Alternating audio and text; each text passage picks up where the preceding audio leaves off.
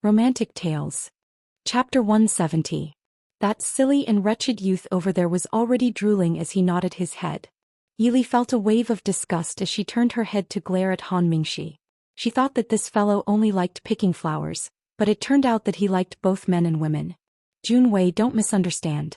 Even if this elder brother likes both men and women, I still wouldn't fancy this kind of trash. No matter what. It should be a handsome young master like Junwei.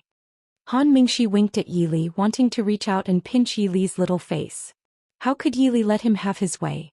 She closed the fan in her hand and slapped his wrist. Han Mingxi's face immediately fell. Han Mingxi slowly walked down the stairs, his phoenix eyes lazily glancing at those southern border people. Do you want to leave by yourselves or do you want this young master to invite you? That wretched youth came forward and said with a smile, does this young master also want to go to the southern border? This young master is the young master of Lui tribe. How about this young master lead the way for you? He imitated the way the people of the Central Plains spoke. However, when paired with his cloudy, squinted eyes, his skinny body and his self-confident smile, it really made one's hair stand on end. Yili's lips twitched as she lamented Han Mingxi's luck with women. She then pulled Insan to her side. Since someone wanted to stand up for her, why should they make a move themselves? Han Mingxi's peach blossom eyes twitched as he spat out a word with an expressionless face. Scram. He was dissolute, but it wasn't to the point where he didn't care about men and women. Even if he liked both men and women, he was still picky, okay? This wretched youth who claimed to be the young master of Lui tribe felt that he had been hurt. His original amazement and tenderness for the fairer sex instantly turned into anger. Kill these two brats for me and bring them back. Yili was stunned. Just now they wanted to kill Insan and bring her back. Now that this evildoer Han Mingxi had appeared, they wanted to kill her and bring Han Mingxi back as well? What kind of situation was this? Han Mingxi's lips curled into a cold smile. Get out of here right now. Or do you want General Murong to personally escort you out? As soon as he said this, a hint of hesitation finally appeared in the wretched young man's eyes. Under the persuasion of the people around him, he snorted and ran out after leaving behind some harsh words. The hall was completely silent. Seeing that there was no fight, the old shopkeeper carefully stood up from the counter and apologized to the only remaining table of customers. Yili walked up the stairs and whispered to Insan to give the shopkeeper more money as compensation when paying the bill. Han Mingxi chuckled when he heard Yili's words. Junwei is really soft-hearted. That old shopkeeper has been running an inn in Yonglin for decades. What hasn't he encountered? Do you really think he's scared? Yili glanced at him and said indifferently, it's a fact that he drove away his guests because of us. It had nothing to do with whether he was frightened or not. Brother Han, this is my room. Han Mingxi smiled. Junwei, aren't you going to invite me in for a cup of tea? If you want to drink tea, why didn't you drink it in the hall? Han Mingxi curled his lips in disgust. Drinking tea in that kind of place doesn't suit this young master's taste. I don't want to be poisoned in the middle of drinking. Junwei's luck is pretty good. You just went out and met the sickly scholar that everyone in Jianghu is afraid of.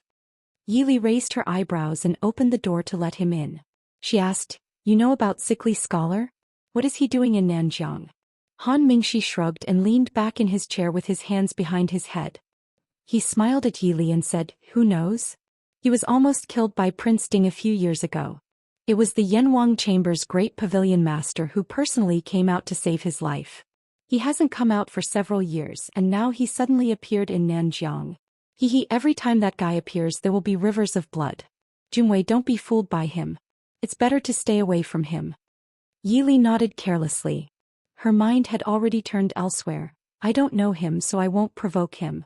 But Brother Han, don't you need to guard the Wind and Moon Pavilion? How come you have time to come to Nanjiang? Han Mingxi sneered, the Wind and Moon Pavilion doesn't need me to guard it. It's more reassuring for me to guard Junwei. Junwei's aromatic elegance pavilion is the only property that belongs to me. Something happens to Junwei, this young master will lose a lot.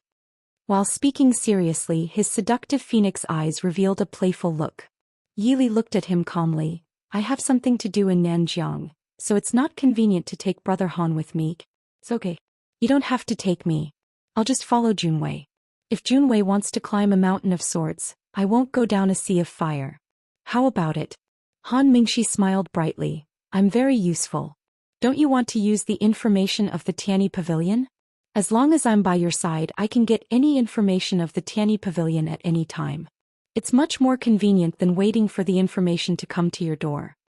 Yili looked at him silently for a long time, then said, I'm afraid that young Master Mingyue will find out that I took his brother into danger and accidentally kill me. At the mention of his brother, Han Mingxi's good mood suddenly became gloomy. He snorted coldly and said, Don't talk to this young master about him. He doesn't even remember that he has a younger brother now.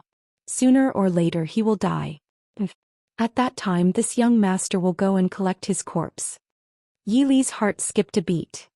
Although she had schemed against Han Mingyue and escaped from him last time, Yili seemed to have an innate vigilance against him.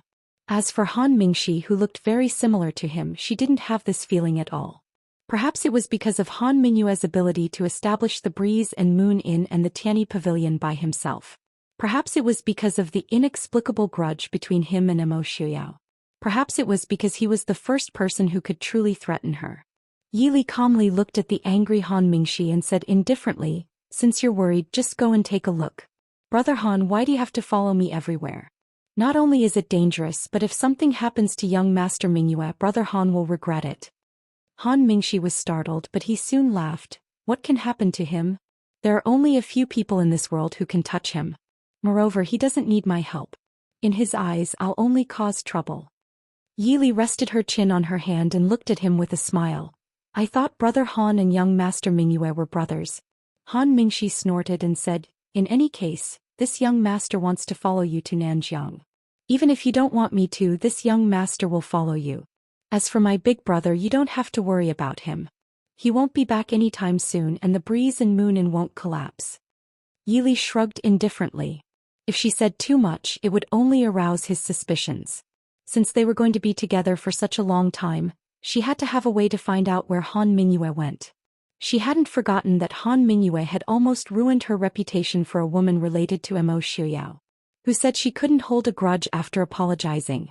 It was just that she didn't have to rush for revenge. As for using Han Mingxi, Yili glanced at the man who was smiling coquettishly. Who told him to be Han Mingyue's younger brother? Why did he have to bump into her?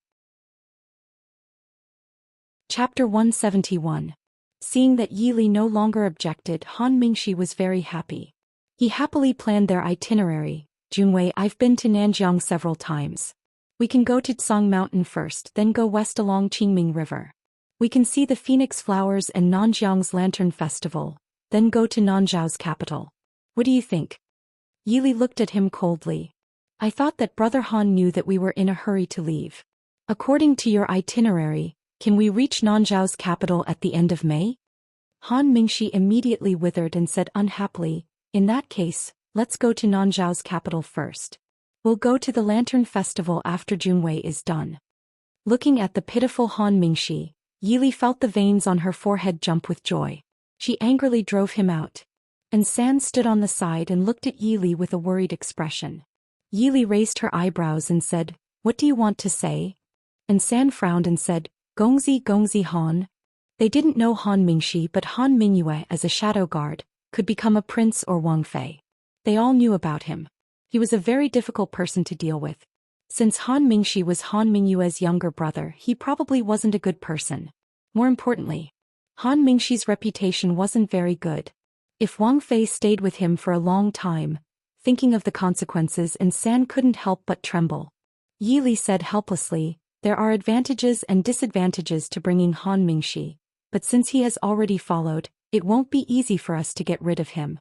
The Tianyi Pavilion's intelligence network was all over the world. More importantly, there was a kind of person who didn't want to leave. The more you wanted to get rid of him, the more he wanted to pester you. Han Mingxi was obviously this kind of person. Waving her hand, Yili said, Don't worry, let's not think about other things now. Let's go to Nanjiang and find Dage first. An heir should have found Big Brother by now, right? And San nodded. An heir is very good at finding people. He walked faster than us and should have already found young Master Su. Yili nodded and said, Then take Han Mingxi with you. After entering Nanjiang, pay attention to the clues an heir left behind. Let's meet up with Big Brother first. Yes.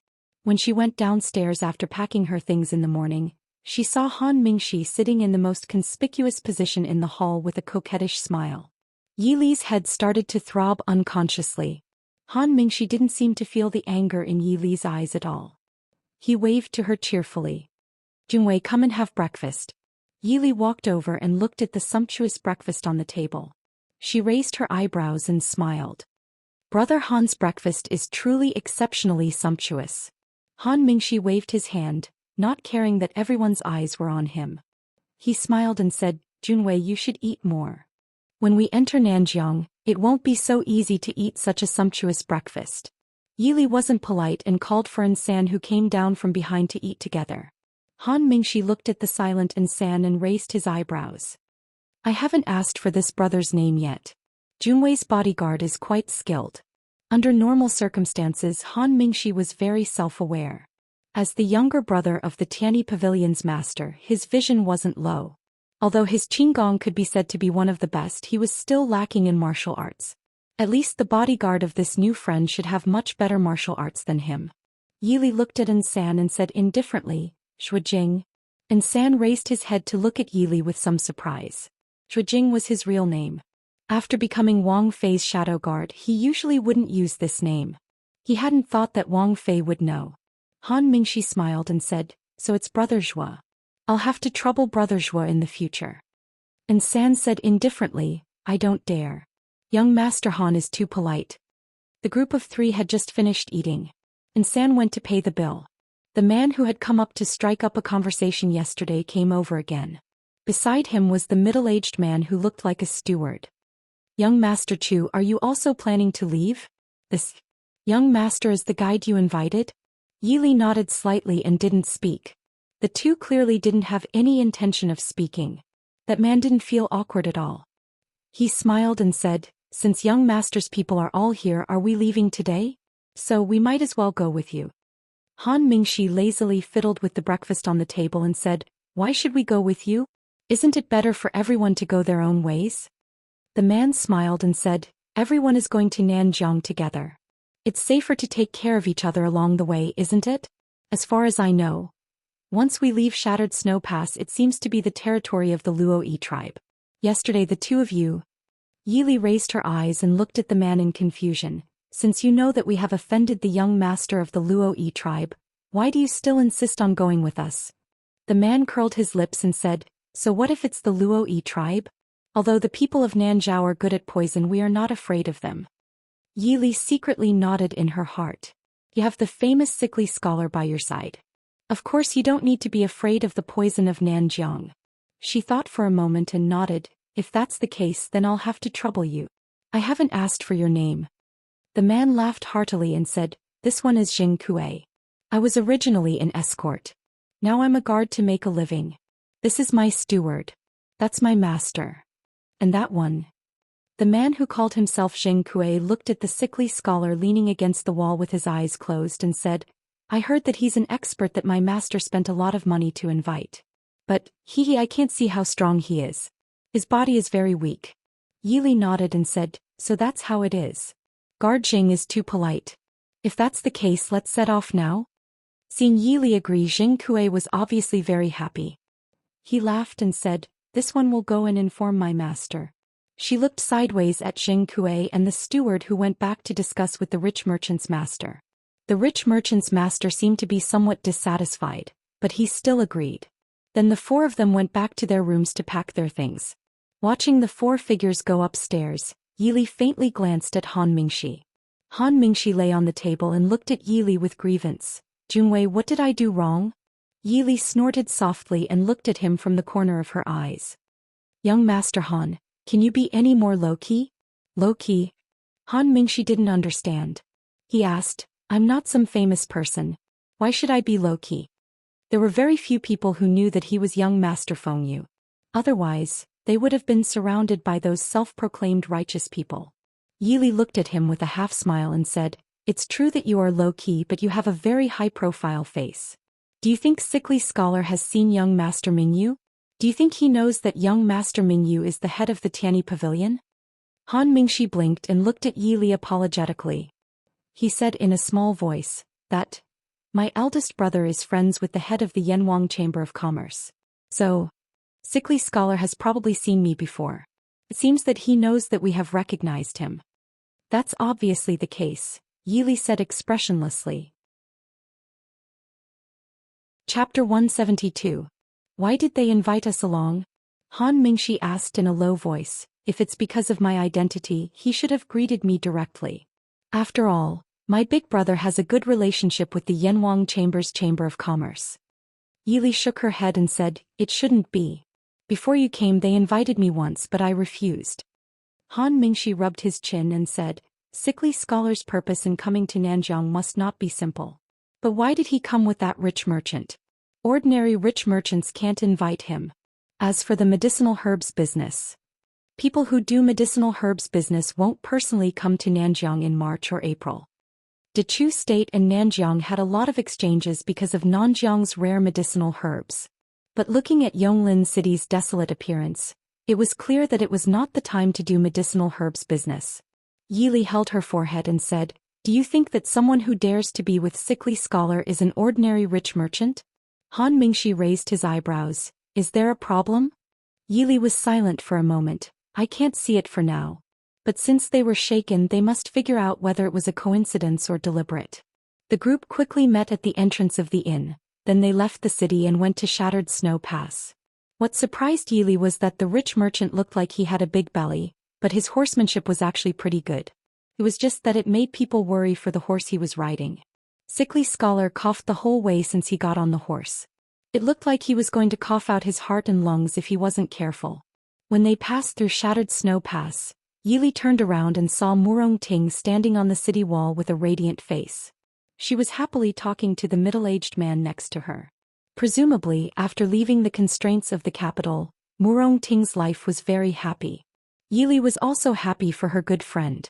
She smiled faintly and turned around to follow the people in front. Drink some water.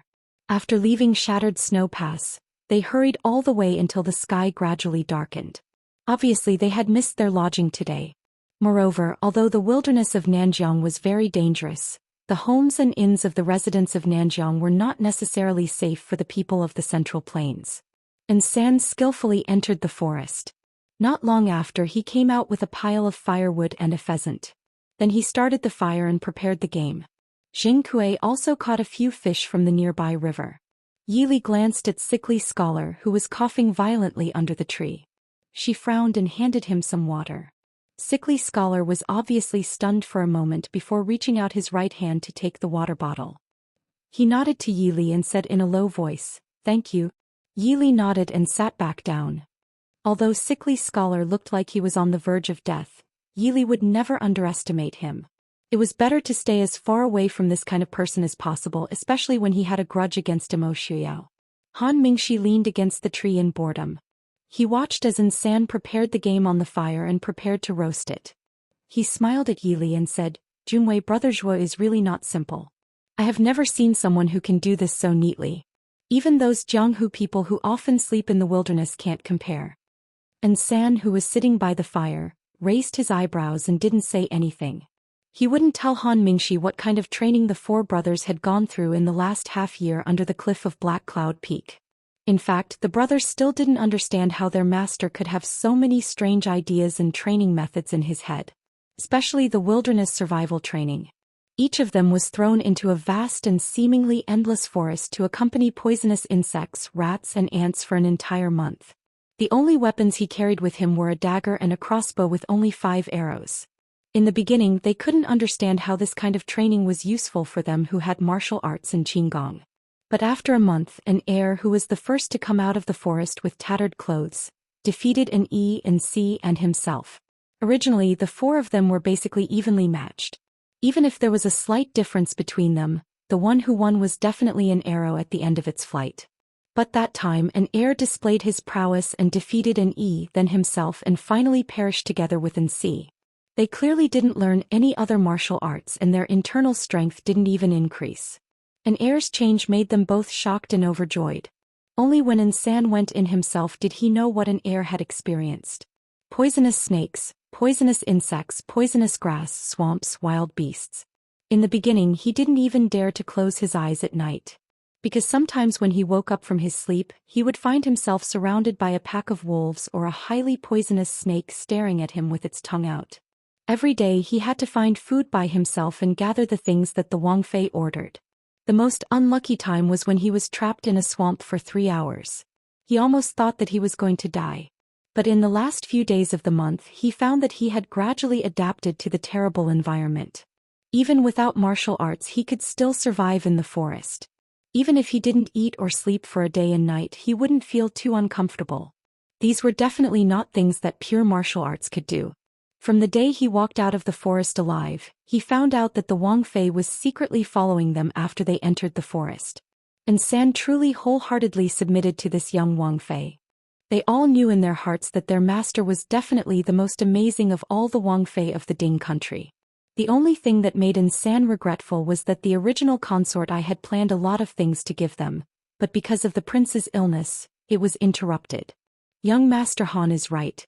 Brother Zhu's skill is so skilled that even the old escorts who have been in the escort business for decades can't compare.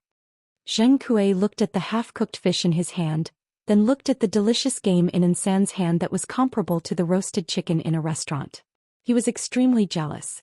He had only caught a few fish from the river, but this serious brother had already started a fire, caught a pheasant and roasted it. He also took the time to go into the forest to pick up some mushrooms to make soup. His master was staring at the fish in his hand with dissatisfaction. His oily face was full of disdain. Yili looked at Han Mingxi with a smile and said, "Zhu Jing has been taking care of me all this time. He's smart, so he naturally learned." Han Mingxi's face was full of disbelief. He also often slept in the wild. Even now the food he roasted was still black and he didn't dare to eat it. And San calmly divided the game into 3 portions and handed them to Yili and Han Mingxi, as if he didn't hear his master's praise. He definitely wouldn't tell this playboy that his master could do better than him. Looking at the intoxicated young Master Feng Yu holding the wild game, and San suddenly felt a strange sense of superiority. Young Master Zhua is proficient in the art of poison? Sickly Scholar, who was sitting to the side, drank a few mouthfuls of water as if suppressing his coughing. He raised his head and asked San. San turned to look at him and said indifferently, "I don't understand." Sickly Scholar raised his eyebrows and said with an expression of disbelief, "There are many poisonous creatures in Nanjiang. Even most of the fungi in the forest are highly poisonous. But I see that the ones we pick are all non-poisonous." Chapter 173. San curled his lips and said lightly, "The brighter the color of the mushrooms in the forest, the more poisonous they are. Even a child knows this." Sickly Scholar smiled faintly, "Is that so? If that's the case, Zhuogongzi shouldn't casually pick things to eat. Not all poisonous mushrooms in this world are brightly colored." "Thank you for the reminder." The rich merchant lord was clearly very dissatisfied with the fish roasted by his bodyguard. After eating a few bites, he threw it down and pointed at Zheng Kuei, "You go hunt some wild animals." Zheng Kuei looked at the darkening sky and hesitated. The reason why they chose to camp outside the forest was because it wasn't safe in the forest at night. Sickly Scholar sat up and looked at the rich merchant indifferently. "If you want him to die, then let him go in." The rich merchant lord seemed to be afraid of Sickly Scholar. Hearing him say this, he could only shut his mouth. After eating dinner, Han Mingxi didn't seem to have the energy he had during the day. He sat at the place closest to the fire and looked at a rock with his eyes closed to rest. Third Secret finished packing his luggage and got up to jump onto a big tree not far away. He sat on the branch and silently listened to the few people chatting below. On the contrary, Yili was a bit bored. He sat beside the fire and chatted with Zheng Kuei. From time to time he would throw a piece of firewood into the fire. In the chat, Zheng Kuei told Yili that the rich merchant lord was surnamed Liang. He was a big medicine merchant in the northwest of Dechu State. His family was very wealthy. He came to Nanjiang this time because he heard that there was a very rare medicine in Nanjiang. Moreover, it would be publicly auctioned in Nanzhou's capital city in June. Of course, there was no lack of that Master Liang bragging to himself. Yili told Zheng Kuei that he came from a scholarly family in Yunzhou. This time he specially brought his bodyguard out to travel. As for Han Mingxi, he was a friend he met in Guangling. He enthusiastically accompanied him to Nanjiang to play. Since the other party already knew Han Mingxi's identity, Yili naturally didn't need to hide it for him. She only said that he was a friend she met at the Breeze and Moon Tavern in Guangling City. Hearing the words Breeze and Moon Restaurant, Master Liang's face that was full of meat immediately lit up. He pulled Yili aside and told her about what he had seen and heard in the Breeze and Moon Restaurant. Young Master Chu is from Yunzhou? Sickly Scholar suddenly asked. Young Master Chu, do you know the Su family of Yunzhou? Yili raised her eyebrows and smiled. Isn't this young master joking? As a citizen of Dechu State who didn't know the Su family in Yunzhou. Although I am not fated to study at Lishan Academy, I have admired the few gentlemen of the Su family for a long time. Really? Cough cough. Speaking of which, since young Master Chu admires the Su clan of Yunzhou, you must have heard of young Master Qingchen's name? Yili tilted her head and looked over. Her tone was filled with admiration. Young Master Qingchen. Young Master Su became famous at a young age. It's a pity that although I am half a year older than young Master Su, I still haven't accomplished anything. I'm truly ashamed. Sickly Scholar raised his head and looked at her with a probing gaze. He smiled faintly and said, Is that so? Perhaps young Master Chu will be able to see him when you go to Nanjiang. Yili was startled. Her expression was calm and she said with a trace of pleasant surprise, Really? Young Master Qingchen is in Nanjiang right now? Sickly Scholar sat up and said, That's right. Young Master Qingchen is indeed in Nanjiang right now. That's great. I hope I can see young Master Qingchen when I go to Nanzhao's capital and ask him for advice. Yili lowered her head in contemplation and muttered absent-mindedly. Ignoring Sickly Scholar's scrutinizing gaze, Yili quickly calculated in her mind. Su Qingchen had traveled the world when he was young. His whereabouts had always been unpredictable. Yili didn't believe that he couldn't even hide his whereabouts well. But Sickly Scholar, who was in West Hill, was able to obtain news that he was in Nanjiang, and it seemed that he was very clear about where he was. This made Yili have a bad premonition. Why did Sickly Scholar go to Nanjiang this time? Could it be related to Su Qingchen? Late at night, the flames burning in the wilderness gradually died down a little. The forest under the curtain of night was silent. There were only the occasional sounds of insects and birds. Third En, who was sleeping on the branch of a tree, moved her body and coughed lightly. Yili, who was originally leaning against the fire and sleeping with her eyes closed, slowly opened her eyes. Her eyes were clear and there wasn't a trace of sleepiness. She casually turned around and looked at the tree. Third En nodded slightly on the tree. Yili closed her eyes again and fell into a deep sleep. A faint fishy smell suddenly came from the air. It was accompanied by some kind of strange rustling sound. There was also a faint song that couldn't be heard clearly. It seemed like something was crawling across the grass in groups. Third En frowned slightly. He remembered something that he particularly hated. He sat up and floated down. Third En had just landed when Sickly Scholar, who was still sleeping, immediately opened his eyes. Seeing Third En frown in doubt, Third En didn't look at him. He walked to Yili's side and said in a low voice, Young master, there's movement. At the same time that Yili opened her eyes, Han Mingxi and Jing Kuei also sat up at the same time. Han Mingxi lazily yawned and asked, What's wrong? Third En said indifferently, Something is coming. Something? What thing? Third En said in a low voice, I guess, it's a snake. Snake. Snake. Yili and Sickly Scholar said in unison. Sickly Scholar glanced at Yili. Yili stood up and said, I smell snakes. Many snakes.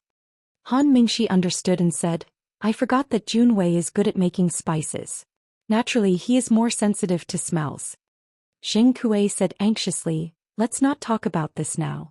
What should we do? Han Mingxi didn't care and said, What's there to do? Let's go. Young Master Feng Yu's Qinggong was unparalleled. No matter where they were, they wouldn't have to worry about not being able to leave. Third En frowned and said, I'm afraid we can't leave. Listen, there are sounds coming from all directions. Other than Master Liang and the housekeeper, everyone else here was skilled in martial arts. Naturally, they could tell whether Third En was telling the truth or not. Han Mingxi snorted and quickly flew up a branch. He landed on the ground in a short while and cursed in a low voice, Nanjiang, this lousy place, this young master is annoyed every time I come here. Where did all these snakes come from? No one paid attention to his complaints. Third and had already quickly taken out all kinds of anti-venomous insects and snakes that he had prepared in advance. Sickly Scholar shook his head and said, "There are too many. I'm afraid it's useless." People who have never seen it would never be able to imagine how terrifying that scene was. In the night, a black mass of snakes surged from all directions. "What is going on?" Master Liang screamed. The housekeeper beside him was already pale with fright and fell to the ground. "Shut up," Sickly Scholar scolded. He frowned and looked at Third and, "There are too many snakes. Using snake repellent will only make them more manic." Han Mingxi said with a face of disgust, "Jun Wei, I should be able to bring you out. Brother Zhua should also be able to go out by himself." Third and nodded silently. Sickly Scholar said indifferently, "Since it's like this, Brother Han can bring Chu Gongzi out first." Han Mingxi didn't really leave first because he could clearly hear the threat in Sickly Scholar's words. If they really left first, Sickly Scholar would definitely shoot arrows in the back. No matter how good Han Mingxi's Qinggong was, he might not be able to avoid the poison of Yanwang Chamber's third master while flying in the air. As for Sickly Scholar's side, there was no need to think about it. Other than himself, the other three people didn't have the ability to go out by themselves. Chapter 174. Seeing that the snakes had already surrounded them, Yili frowned and said, "You still have the mood to quarrel at this time? Or do you plan to stay here and feed the snakes?" After the snakes surrounded them, they didn't immediately pounce on them. Soon they saw a few men dressed in black walking over from several directions. They were playing a piccolo and standing far behind the snakes. These snakes obviously didn't gather here for no reason. They were controlled by someone. Zheng Kuei cursed in a low voice and scolded, "These are the southern border's snake tamers." Yili and Third Secret glanced at each other. If the snakes really pounced on them, they would probably be able to escape at the first moment. However, that fat and rich master probably wouldn't be able to escape. A group of snake tamers turned around and opened up a path. Then a somewhat familiar figure swaggered over and smiled maliciously at Yili and the others. "Hee hee. This young master said that one day you will fall into this young master's hands. It's only been a day. How about it?" Han Mingxi raised his eyebrows and smiled. "Isn't this the fool who called himself the Lui tribe's young master? That wretched youth who left in anger at the inn yesterday was wearing a set of gorgeous clothes with silver ornaments that sparkled under the moonlight." Seeing Han Mingxi's elegant and languid appearance under the moonlight, he couldn't help but stare blankly and said, "Beauty, come over here. This young master will spare you. There's no need to accompany these ugly people to their deaths." Han Mingxi's face stiffened and the corners of his eyes twitched. "You have the nerve to call others ugly?" Indeed, everyone present, including those snake tamers standing far away, looked much better than that youth. Even that fat and rich master didn't look so wretched. Hearing this, that youth was immediately furious.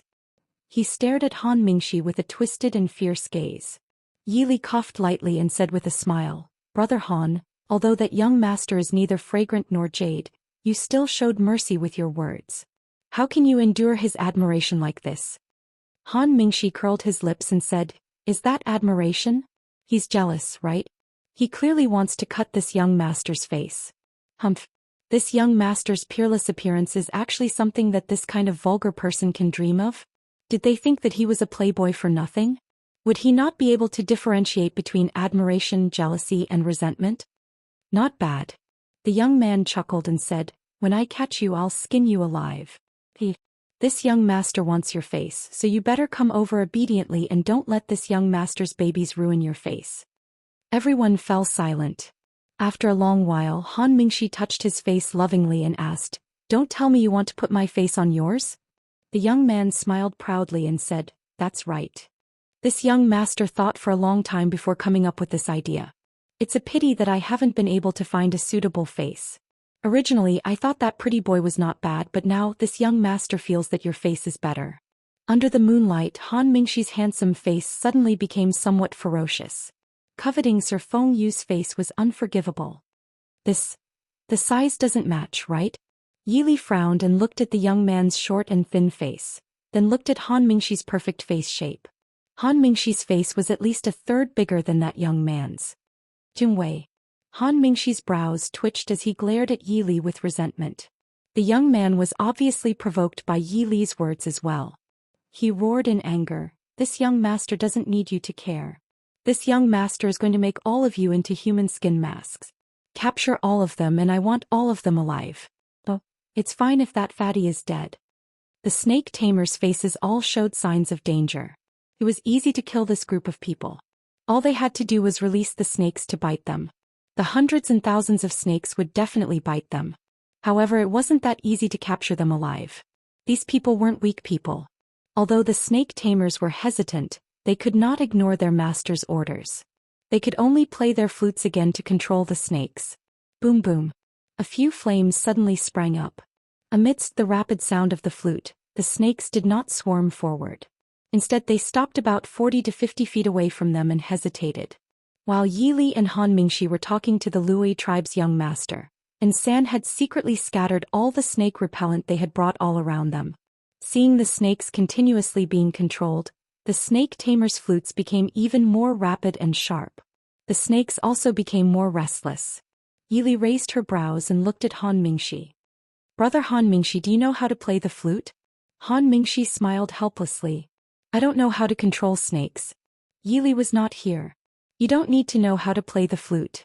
It's best if you use your internal energy. Go over there and play. She pointed at the forest behind her. It's best if you can move around. Although he did not understand Yi Li's meaning, Han Mingxi did not care. He shrugged and said, all right, I'll listen to Junwei. Taking out the flute that he carried with him, Han Mingxi jumped onto the treetop and played the flute.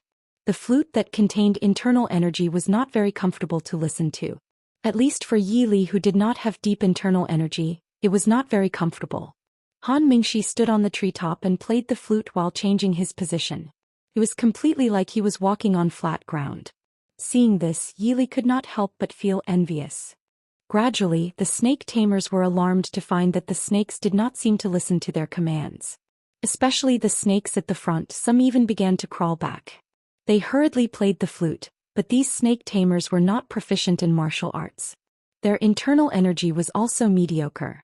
In terms of sound, they could not compare to Han Mingxi. Han Mingxi's flute sound gradually suppressed the rapid and ear-piercing sound of the flute. On the side, Sickly Scholar seemed to understand something. He also flew over and jumped onto a branch. He casually plucked a leaf and placed it at the edge of the village to play the flute. The snakes seemed to finally be unable to bear it.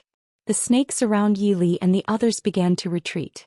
Some scattered, but no snakes approached Yi Li and the others. What's going on? The young man cried out in alarm. Several snake tamers' faces began to turn pale. They retreated one after another, but they did not dare to stop playing the flute in their hands. However, more and more snakes began to slowly scatter in all directions. Yi Li stood by the fire with a faint sneer. Snakes were afraid of realgar and hated snake repellents and irritating things. It was their nature to be afraid of fire. As for the so-called snake tamers, they had almost no sense of hearing. They completely relied on the fluctuations in the air to sense their surroundings. The so-called snake tamer flute sound was just to train the snakes to get used to the same kind of fluctuations. Once this kind of fluctuation was disrupted, the snakes would no longer be under control. Compared to the snake venom and fire that they hated, they clearly preferred to crawl in other places. Don't. A few snakes crawled back and quickly slithered to the young man's feet. It was clear that the young man also had quite a bit of snake repellent on him. The snakes did not go up to bite him, but he was still quite frightened. And San asked in confusion, would the people of the southern border be afraid of snakes? Yi Li shrugged and said with a smile, isn't there always two exceptions? Master Liang wiped the sweat off his face as he said with a smile, it's all thanks to young Master Chu's idea. We actually made the snakes retreat like this. Chapter 175. Yi Li slightly frowned, her heart was still a little anxious.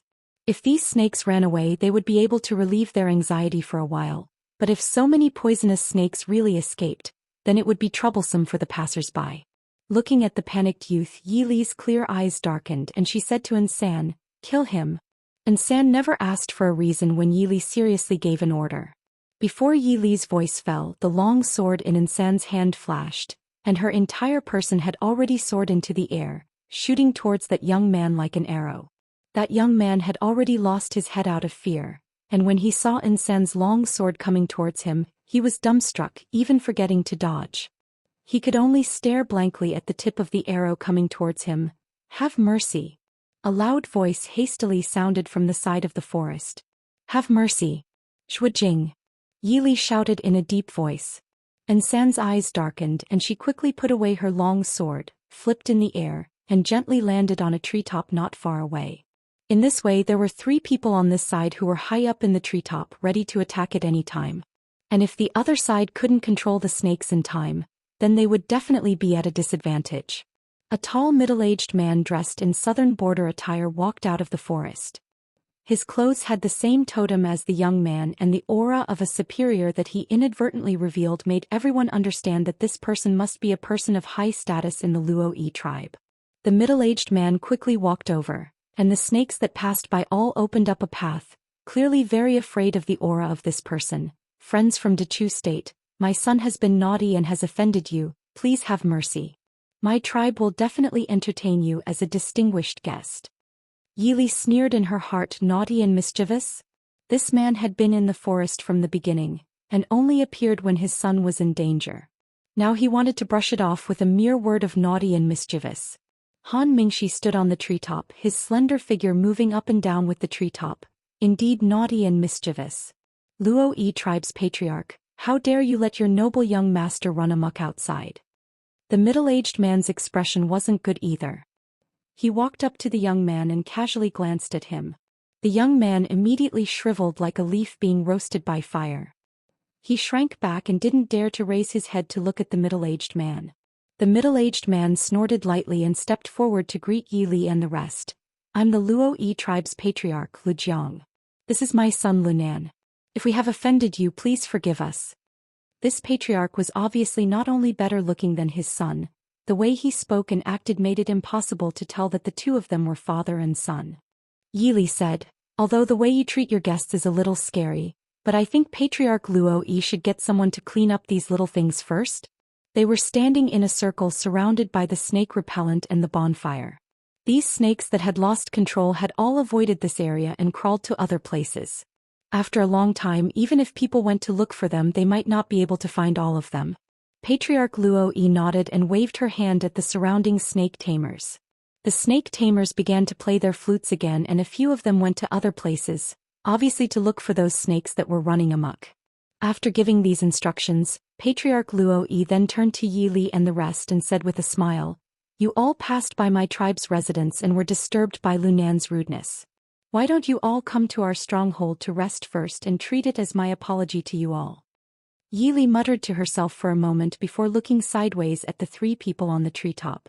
Han Mingshi had an indifferent expression, and Anson naturally wouldn't have a different opinion from Yili. Instead, it was Sickly Scholar who frowned and said, "We are in a hurry and won't trouble Patriarch Lu Jiang."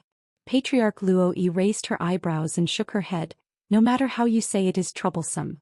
Scaring the guests of the Central Plains will really damage our Luo-Yi tribe's reputation for hospitality. I would like to invite these guests to rest in the stronghold. Tomorrow I will send someone to personally send you all to the capital." Hearing her words, the few Central Plains people present couldn't help but curl their lips in their hearts.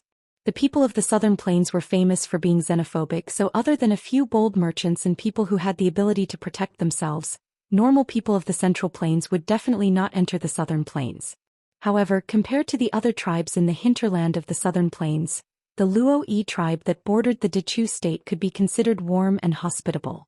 If they could have a Southern Plains native to lead the way, then their journey would be much easier. Then we will have to trouble Patriarch." Seeing Sickly Scholar agree, Yili only raised her eyebrows and didn't refute. Patriarch Luo-Yi was clearly very happy, enthusiastically calling the accompanying host to help the guests pack their luggage. Yili and the other 2 originally didn't have much, so they stooped down to pick up a bag placed beside a rock and threw it to Insan, who was still on the tree, while they kept the other one for themselves. Sickly Scholar was also very relaxed, but that Master Liang was busy for quite a while with the help of the housekeeper and guards. However, he carefully guarded his luggage and didn't let the people of the Southern Plains touch it, which made Yili a little curious about what was in that seemingly huge bag. Looking at the weight, it didn't seem to be real gold or silver. The place where they set up camp in the Luo-E tribe's stronghold wasn't far. Riding on a horse, they arrived at their destination in less than a quarter of an hour. Of course, their original horses were already scared away when the snakes came, and the ones that didn't run away were already in bad shape. They used the horses provided by the Luo-E tribe, which was the reason why Yili didn't oppose going to the stronghold. Apart from this stronghold, the next place with people and where they could buy horses was at least 200 li away. If they didn't go, it meant that they would have to walk for the rest of the journey. The Luo-E tribe's stronghold was built halfway up the mountain, and the path wasn't as mysterious and rugged as the southern plains strongholds. Small wooden buildings were scattered on the mountainside. Because it was already late at night, the clan leader brought them to a small building that was used to entertain guests. He ordered the servants to bring them some food and hot water, then took the young clan leader Lennon, who had been so timid that he didn't even dare to speak, and left. The young girls wearing foreign tribes' clothing were invited out. Han Mingxi washed his face with water in satisfaction and praised, "It's still good to have a house to live in. If I knew earlier, we would have just stayed in the Luo-E tribe for a while." Yili sat at the side, curiously fiddling with the food on the table as she smiled and said, "Do you think that if we just went straight to your house, you would find snakes all over your bed in the middle of the night?" Han Mingxi imagined that scene and couldn't help but tremble. He shook his head and smiled at Yili. "Speaking of which, Junwei, you have to be careful. You have to know that the women of the southern plains are the most affectionate, and they like fair and clean young masters like Junwei the most." He covered his face with a folding fan and laughed wickedly. Yili didn't want to be outdone and returned the look. "Brother Han, don't worry. If I have such good luck with women, I won't forget to share it with you. Besides, there isn't a single person in this stronghold who cares about my face." At the mention of Lennon, Han Mingxi's wickedly smiling face immediately darkened, and he snorted, a cold light flashing across his eyes. Young Master Feng Yu was very vengeful. And San stood by the tightly shut window, and when the two stopped, she turned around and whispered, "There's someone outside." Chapter 176. Yili raised an eyebrow. She stood up and extinguished the candle on the table with a wave of her sleeve. A bit of dim moonlight spilled in from the window lattice on the wall. Although it was still dusky, it didn't affect Yili's actions. She calmly walked to Insan's side. "It's not to monitor us." Insan nodded and pointed to a small house next to them. "It's to monitor them, but there's also one person watching us. It should be in passing." Han Mingxi also quickly adapted to the dusky room. He whispered with a smile, "These people are really strange? Then why did they pull us in?" Yili smiled, "Since they are scheming, then it will be revealed. After being tired all night, I think we should rest first." And San nodded and pointed to the bedroom inside. "Gongzi, go in and rest. Han Gongzi and I will stay outside to keep watch." Han Mingxi wanted to refute, but he saw Yili nod and turn around without hesitation. She waved to the two and went in to rest. Blinking his eyes, Han Mingxi said with grievance, "I also want to rest. Junwei wasn't the only one who didn't sleep well in the wilderness, okay?" And San coldly glanced at him and pointed to the bamboo bed in the hall. "You can sleep there." Han Mingxi was speechless. Was that bamboo bed half as long as him? The bed inside was obviously very big. As if seeing Han Mingxi's thoughts, and San didn't change his expression and moved to the door of the room that Yili went in. He took a chair and sat down. The meaning was obvious. If Han Mingxi wanted to go in, he would have to step in front of him. Han Mingxi could only angrily shrink into the bamboo bed to rest. He was secretly regretting in his heart, "Why did I say that I would live with Junwei?"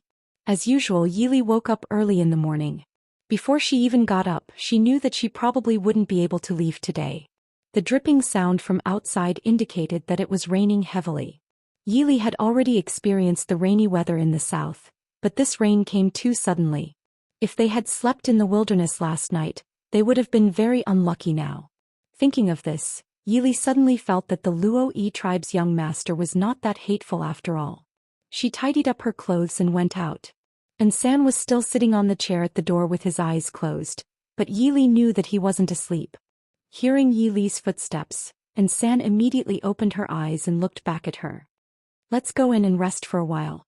I won't be able to leave in the morning," Yili said softly as she glanced at Han Mingxi, who was curled up on the bamboo couch with a frown.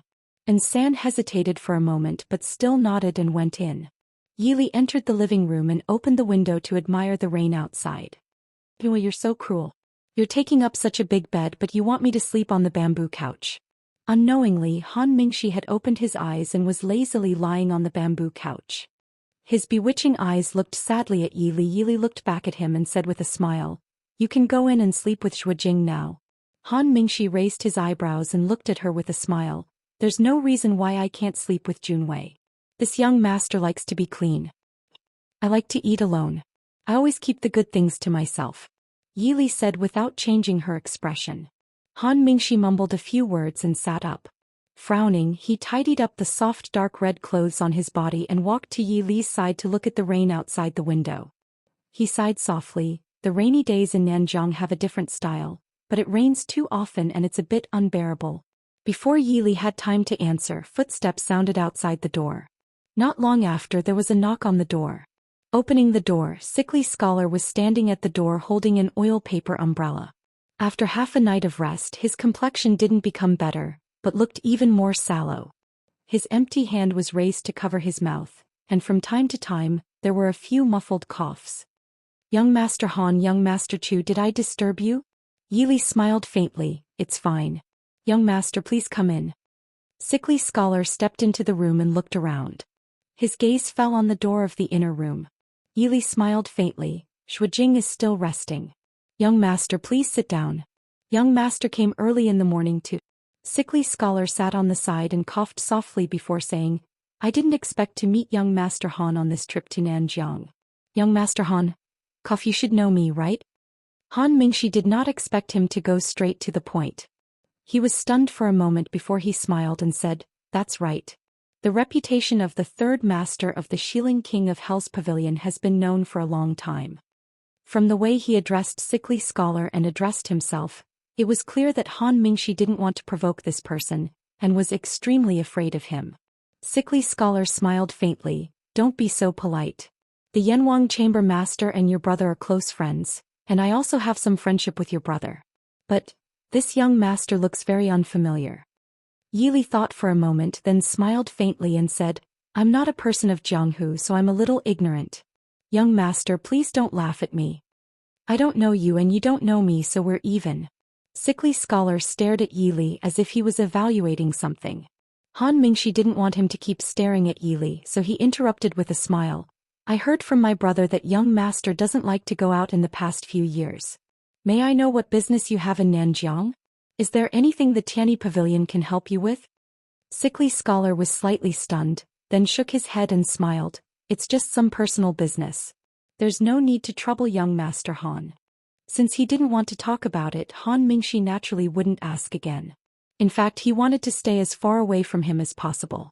Why didn't Emo Shuyao kill this plague back then? Han Mingxi cursed in his heart with a smile on his face. Sickly Scholar obviously didn't want to waste time on his personal business. He looked at Yili and Han Mingxi and said with a smile, "What do the two of you think of this stronghold?" Han Mingxi frowned. "I've been to Nanjiang 2 or 3 times, but I didn't notice that the Lui tribe's stronghold was so close. What does young Master Chu think?" Sickly Scholar looked at Yili and asked. Yili frowned. "The Lui tribe is said to be one of the largest tribes in Nanjiang. However, I don't think there are more than 100 people in this stronghold. I heard that the tribes in Nanjiang are usually very secretive, but why would this Lui tribe's stronghold be built on the side of the road?" Han Mingxi raised his eyebrows and looked at Yili with a smile. "So Junwei saw through it last night. Since there are so many of them, why come here?" Yili raised her eyebrows. "Do we have a choice? We don't have any flattery and there are poisonous snakes everywhere. The other party originally wanted to invite us to be guests. Being invited politely is much better than being tied up and thrown in like a dumpling. However, I'm curious as to what the other party wants to do by putting up such a formation. This one, other than offending the young tribe leader in Yonglin City, there doesn't seem to be anything that can make the other party go through so much trouble." After saying that, Yili's gaze fell on Sickly Scholar.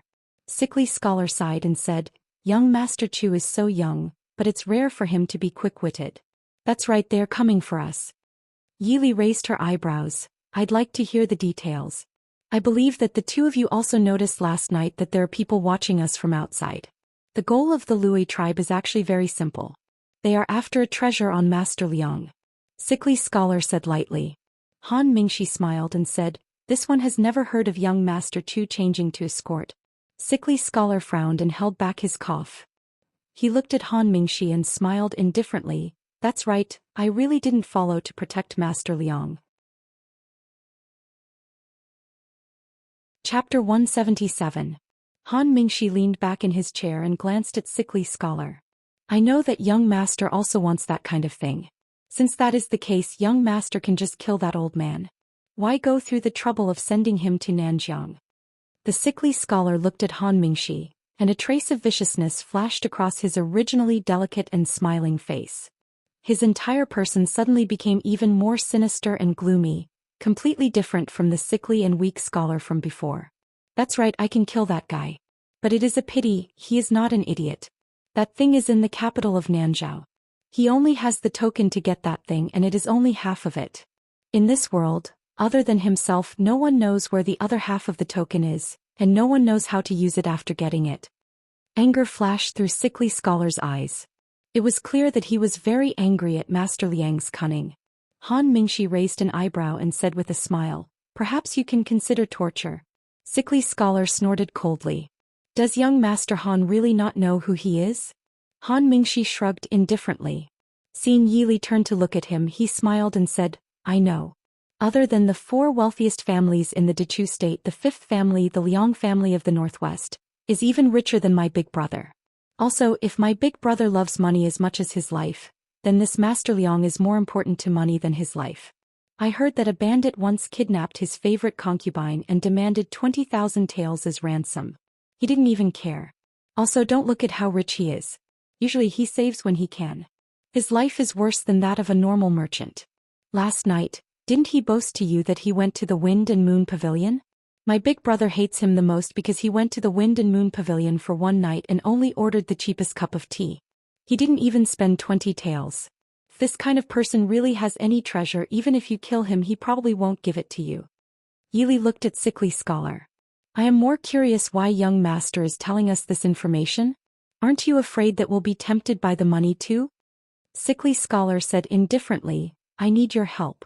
Last night I saw that young master's martial arts were not bad.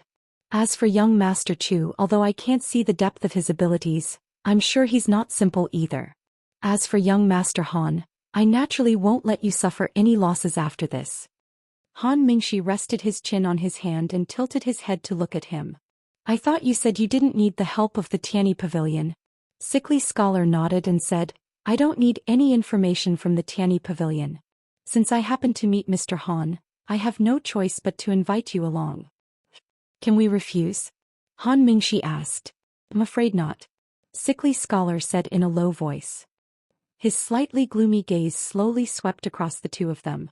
Han Mingxi only felt as if he had been stabbed by a knife, making him uncomfortable.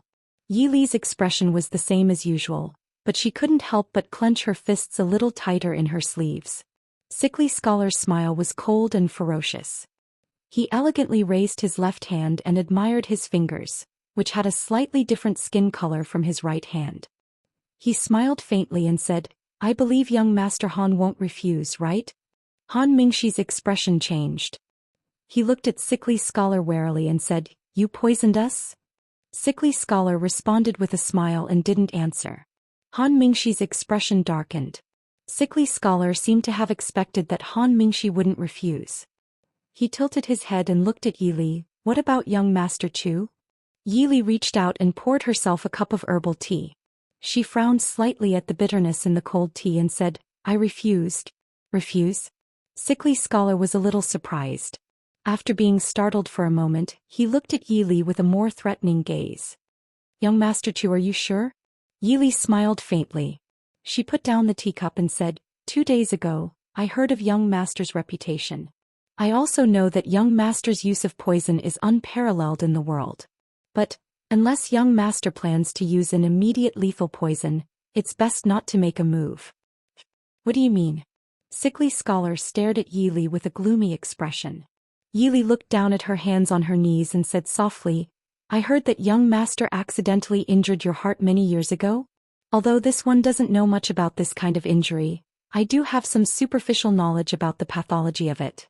In this one's opinion, if young master can't kill the other party with a flick of a finger, then it's best not to make a move.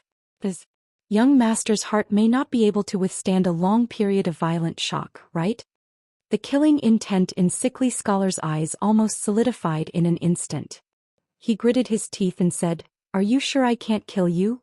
Yili smiled. "Young master, you can try." Sickly Scholar naturally wouldn't try. This Chu Junwei in front of him hadn't made a move the entire time and didn't seem to have profound internal strength. But his intuition told him that this indifferent youth wasn't simple. Not to mention that there was Han Mingxi eyeing him like a tiger watching its prey. There was also a strong guard in the room that hadn't appeared yet. Han Mingxi was sitting in a chair outside. He propped up half of his handsome face and looked at the gloomy Sickly Scholar. Then he looked at the calmly smiling Yili and blinked.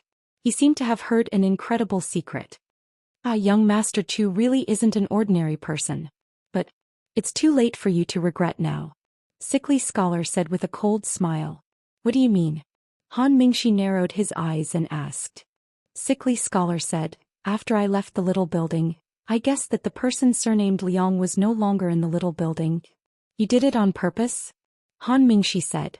Sickly Scholar nodded and said, yes, the person surnamed Liang came to Nanjiang to find the Lui tribe. Last night they didn't come to make trouble for us but to receive him. Han Mingxi frowned and said, so what?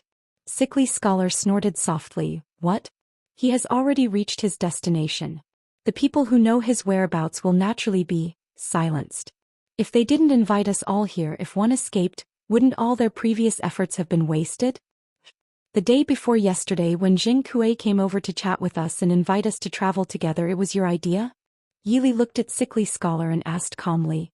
Yes, Jing Kuei thought that he was just escorting the person surnamed Liang to Nanjiao to do business. I told him that the two of you have extraordinary skills. If you travel together you can take care of each other on the way. To be honest, I originally didn't want to choose you, but there really aren't many people who want to go to Nanjiang at this time of year. But I need people with good skills to help me. It just so happens that young Master Han has some relationship with me, right? Han Mingxi smiled and said, I'm more curious why you didn't use the people of the Yanwang Chamber of Commerce. I believe that there are many people in the Yanwang Chamber who would be willing to go through water and tread on fire for you, right?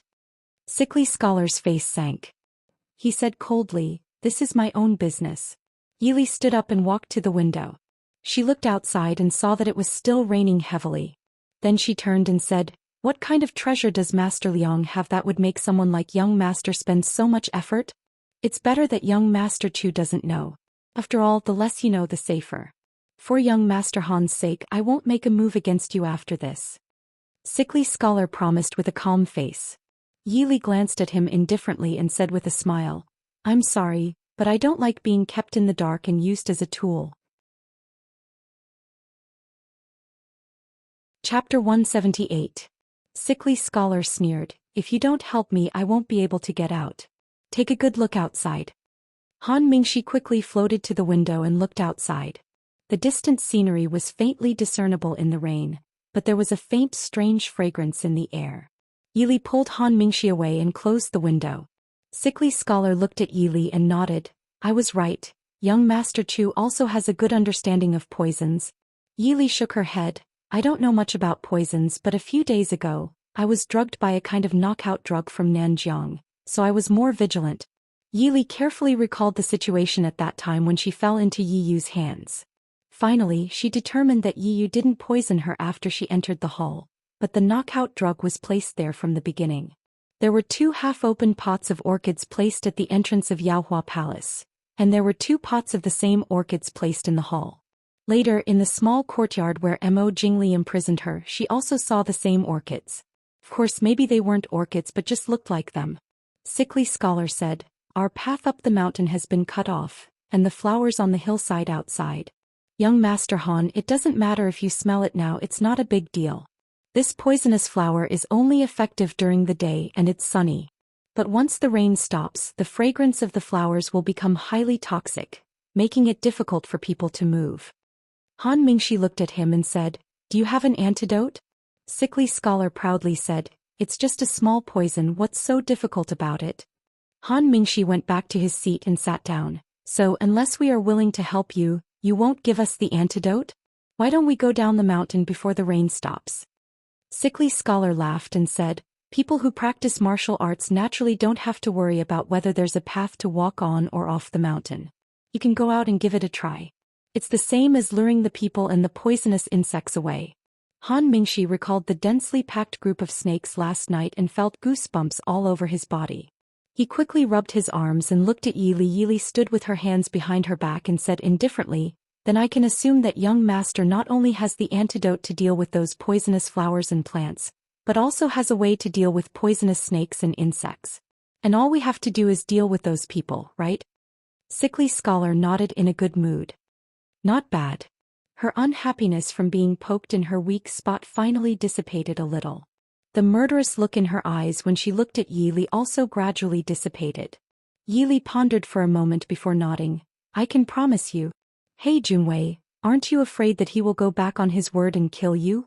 Han Mingxi reminded her in a low voice. Sickly Scholar was not a kind person. Yi Li smiled. I believe in the promise of the Yanwang Chamber's third master. In that case it's a deal. Hey, does that guy have such a thing as credibility? After more than an hour the rain finally stopped. The rain in Nanjiang came quickly and the sky cleared quickly. Not long after the rain stopped, the warm sunlight sprinkled over the earth. The ground that had just been washed by the rain emitted a fresh smell of soil. If it wasn't for the pervasive fragrance, it would be even more wonderful. As soon as the rain stopped and San came out from inside, she glanced at the 3 people in the hall, 2 sitting and 1 standing. She didn't look surprised that there was an extra person. Yi Li pointed to the dry food on the table and said, let's fill our stomachs first. I don't think Master will bring us breakfast today. And San nodded and sat down. Under the gazes of the 3 people, she unhurriedly filled her stomach. Sickly Scholar looked at San's slow chewing with great interest. He smiled at Yi Li and said, young Master Chu has an expert-like guard Zhuo protecting him. No wonder he dares to come to Nanjiang alone. Brother Zhuo, what did you just say? You didn't sleep last night? And San looked up at him and said indifferently, young master only has me by his side. Naturally he has to be careful. Sickly Scholar's eyes darkened. It wasn't easy to have a guard like this. From what Zhuo Jing said, Chu Junwei usually had a lot of people by his side. Now that he had only one guard, it was special. Then, this Chu Junwei's identity was probably not ordinary. He glanced indifferently at Han Mingxi. Someone who could be friends with the younger brother of the Tianyi Pavilion's master was naturally not an ordinary person. Sensing Sickly Scholar's probing gaze, Han Mingxi smiled innocently at him. Don't ask him. He also didn't know Chu Junwei's identity. The 4 of them tidied up and left the small building. The sunlight outside was just right. The fragrance of flowers in the air was getting stronger. However, with the antidote provided by Sickly Scholar, it didn't have any effect on the 4 of them. When they returned to the small building next door, Master Liang, the steward, and the guard called Xing Kue were indeed gone. Han Mingxi looked at Sickly Scholar with schadenfreude. It seems they've been gone for at least 2 hours. How are you going to find them now? As long as they had someone familiar with the terrain leading the way, 2 hours was enough for them to escape far away, even if it was raining. Sickly Scholar's lips curved into a cold smile. He said indifferently, as long as they're still in Nanjiang, they won't be able to escape from my grasp. Besides, why do you think they're waiting for us here? The place they're going to is definitely less than 20 li away from here. Sickly Scholar leisurely took out a small box from his pocket. He opened it and a small green moth flew out. The moth flapped its wings twice. It stopped for a moment on a small porcelain bottle in Sickly Scholar's hand. It then flew up again and flew into the depths of the village. Let's go. Sickly Scholar said to the 3 of them. He was satisfied with the small medicine bottle. The 3 of them followed behind the little moth. The entire village was empty. It was too dark last night and no one noticed. In this village, other than the 2 small buildings they lived in, the other buildings were very simple. It didn't look like a village where the common people gathered. It looked more like a temporary stronghold. The moth flew all the way into the depths of the mountain. Along the way, countless venomous snakes and insects were killed or injured by the Sickly Scholar's overbearing poison. Without anyone deliberately controlling them, These snakes and insects also knew how to avoid harm and seek benefits, so they didn't attack them in groups. After walking for more than an hour, the moth stopped at the edge of a cliff. It lingered around Sickly Scholar and didn't want to go forward. Could it be that Gongzi's moth led us the wrong way? Han Mingxi laughed. Sickly Scholar looked at him faintly. He put the little moth back into the box and said to Han Mingxi, "Go down. Go down." Han Mingxi was startled. He quickly reacted and said with a face of disbelief, "You're asking me to go down? Do you know where this is? This is Nanjiang. Who knows how deep it is? Who knows if there are poisonous snakes or monsters? You want me to go down?" Sickly Scholar said, "Your Qinggong is the best. How about you let Chu Gongzi go down first?" Han Mingxi's handsome face was pale as he looked at Sickly Scholar carelessly touching his left hand. He then looked at Yi Li and Insan who were standing to the side. Although they hadn't known each other for long, Han Mingxi still knew that Jun Wei's Qinggong wasn't that good. Something happened down there, it would be too late to escape. He snorted, "Go down then, just you wait. When you open up Nanjiang, this Gongzi will kill you." Chapter 179. Han Mingxi tapped his feet lightly, his entire body fluttering like a huge dark red butterfly, then he fell down the cliff. Sickly Scholar softly praised, "Second young Master Han's Qinggong is indeed much better than young Master Mingyue's." However, it was only Qinggong. Compared to the scheming and ever-changing young Master Mingyue, Sickly Scholar did not think much of Han Mingxi. As long as he promised not to kill Han Mingxi for young Master Mingyue's sake, it would be fine. Shuijing, Yi Li frowned as she stood at the edge of the cliff and looked down. She could only see billowing white clouds and not the scenery below. This cliff was probably more than twice as deep as the one below Black Cloud Peak. It was impossible to directly descend to the bottom of the cliff with Qinggong. Insan stepped forward and stretched her hand out of the cliff. A silver thread with something attached to it quickly slid down the cliff. After a while, Insan slowly retracted the thread and wrapped it around her palm. She turned to Yi Li and said, "Young master, the bottom of the cliff is at least 1,000 feet and the cliff is very smooth." Yi Li muttered to herself. 1,000 feet was close to 300 meters. Such a high cliff was actually smooth and there was not even much vegetation. It was obviously not natural. It seemed that Sickly Scholar's moth was indeed brought to the right place. Sickly Scholar looked at Insan's movements with curiosity. Just as he was about to speak, a figure came out from the bottom of the cliff and landed on the ground in a sorry state. Before he could even catch his breath, Han Mingxi began to curse, "Sickly Scholar. Just you wait. If I die here because of you, I guarantee that the Tianyi Pavilion will hunt you down until you die." Sickly Scholar's expression did not change, as if he did not care about Han Mingxi's threat at all. He asked coldly, "What's down there?" Han Mingxi sneered, "What's there? What's there? Even if there's something with your lousy Qinggong, can your lousy body go down? Don't expect this young master to bring you down, unless you want to fall to your death together with this young master." Seeing the Sickly Scholar frown, Han Mingxi mocked maliciously. It seemed that he had indeed encountered danger at the bottom of the cliff, which made him forget his fear of Sickly Scholar. He could only use sarcasm to calm his anger and fear. "Brother Han," Yi Li called out in a deep voice. There was no benefit in angering Sickly Scholar at this time. Han Mingxi was not an impulsive person. After being reminded by Yi Li, he quickly suppressed his anger and said, "There is a sea of flowers at the bottom of the cliff, but I guess those words are poisonous." There were many poisonous snakes in the flowers and there were also a few skeletons. It was unknown whether they had accidentally fallen down or had been thrown down by someone. However, in the middle of the cliff, there was a large hole in the ground about 70 feet away. It seemed to be an entrance. However, he looked at Sickly Scholar with a smile that was not a smile and said, "The cliff was deliberately cleaned up by someone, so there was no place to borrow strength. I was not joking. With my Qinggong, it is impossible for me to bring a person down without falling to the bottom of the cliff full of poisonous snakes and creatures. As for the three of you, with your Qinggong, wanting to go down alone is simply a delusion." Speaking of his Qinggong, Han Mingxi was very proud. No wonder there were no guards along the way. Were they certain that we would not be able to find the way? Sickly Scholar muttered to himself. If the one who went down was not Han Mingxi with his Qinggong, they would have died. There must be another way. I do not believe that all of those people are Qinggong experts. Han Mingxi proudly said, That is natural. Do you think that peerless Qigong is easy to learn? However, even if there is another way, can you find it now? None of them were experts in mechanisms, not to mention that they were in the southern Xinjiang, which they were not familiar with. More importantly, those people from the southern Xinjiang were not fools. Would they just sit there and wait for them to find the way in? You sickly scholar frowned as he looked at Han Mingxi. Han Mingxi quickly hid behind Zhuo Jing, not even bothering to poke his head out. Don't look for me. Even if I can get in, I will not be able to. In terms of martial arts, I am not good enough. I think that even if there is an entrance, it will not be able to use Qigong. If I go alone, I will at most alert the enemy. What is in there that is so important? Yili asked with a frown. Do you have a way? Sickly scholar frowned as he looked at her.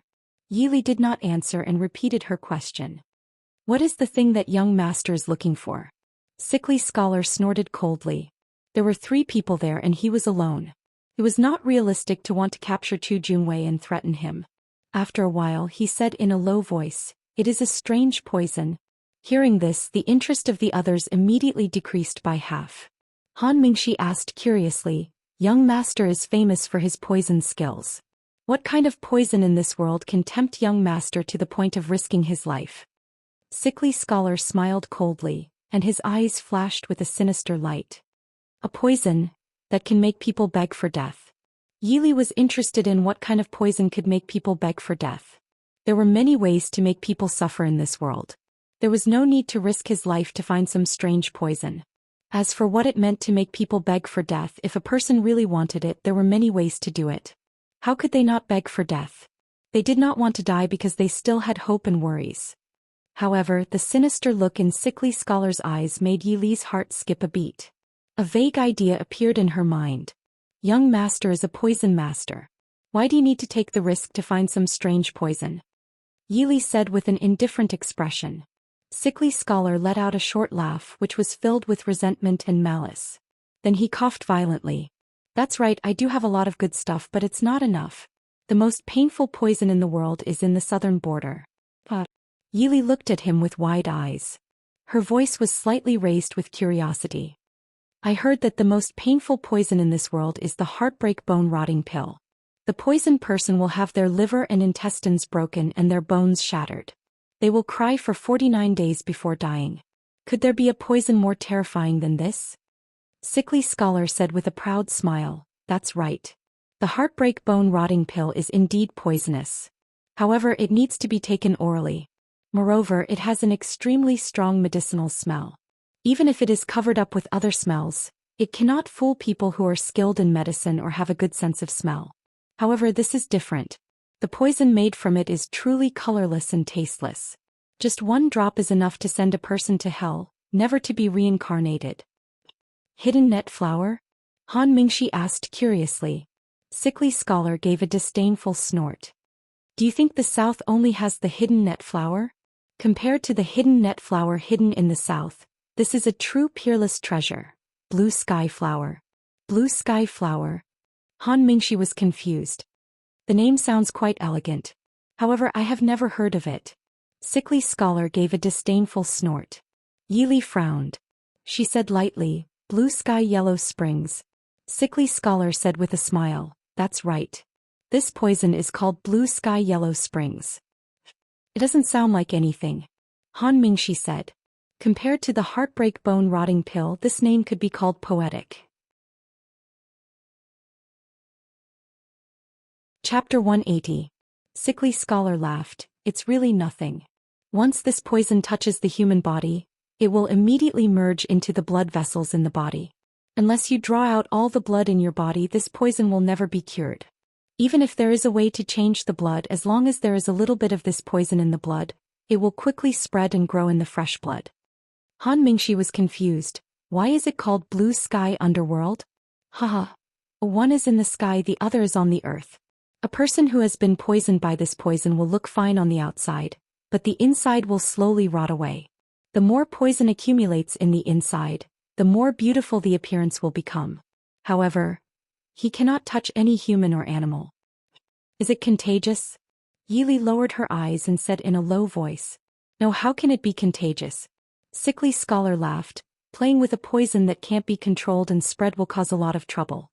The reason why he can't touch anyone is because any warm living thing will cause him unbearable pain and increase the rate at which his internal organs fester. Therefore he can only hide in a place isolated from the world and let himself rot.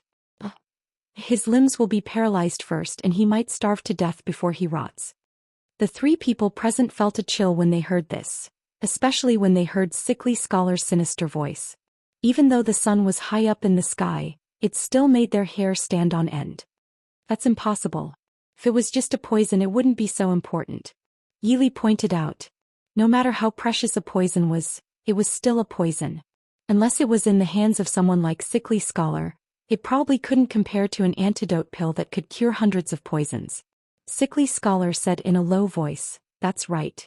It is said that if the blue sky underworld is combined with another medicine, it can revive the dead. The so-called antidote pill that can cure hundreds of poisons can only cure a few common poisons. However, the antidote pill made with the blue sky underworld flower can cure any poison or injury as long as the person still has a breath of life. Can also prolong life. Do you think no one will fight for such a treasure? If the one surnamed Liang made it into a pill, no one would think it was too expensive even if it cost 10,000 gold." Yili hid the light in her eyes and nodded indifferently. "So that's how it is. It is indeed a treasure. Is young master looking for it to cure your illness?" Sickly Scholar sneered and said, "Curing diseases and making poisons do not interfere with each other. Then, when the time comes this humble one will get a pill. That should be a reasonable reward, right?" Yili asked. Sickly Scholar stared at her coldly. "Reward? Could it be that young master has never paid anyone for their help? Since young master said that it can be used to treat illnesses and poison, then I can assume that jade falling flower is not that rare. I'm not good at medicine so the blue jade falling flower is useless.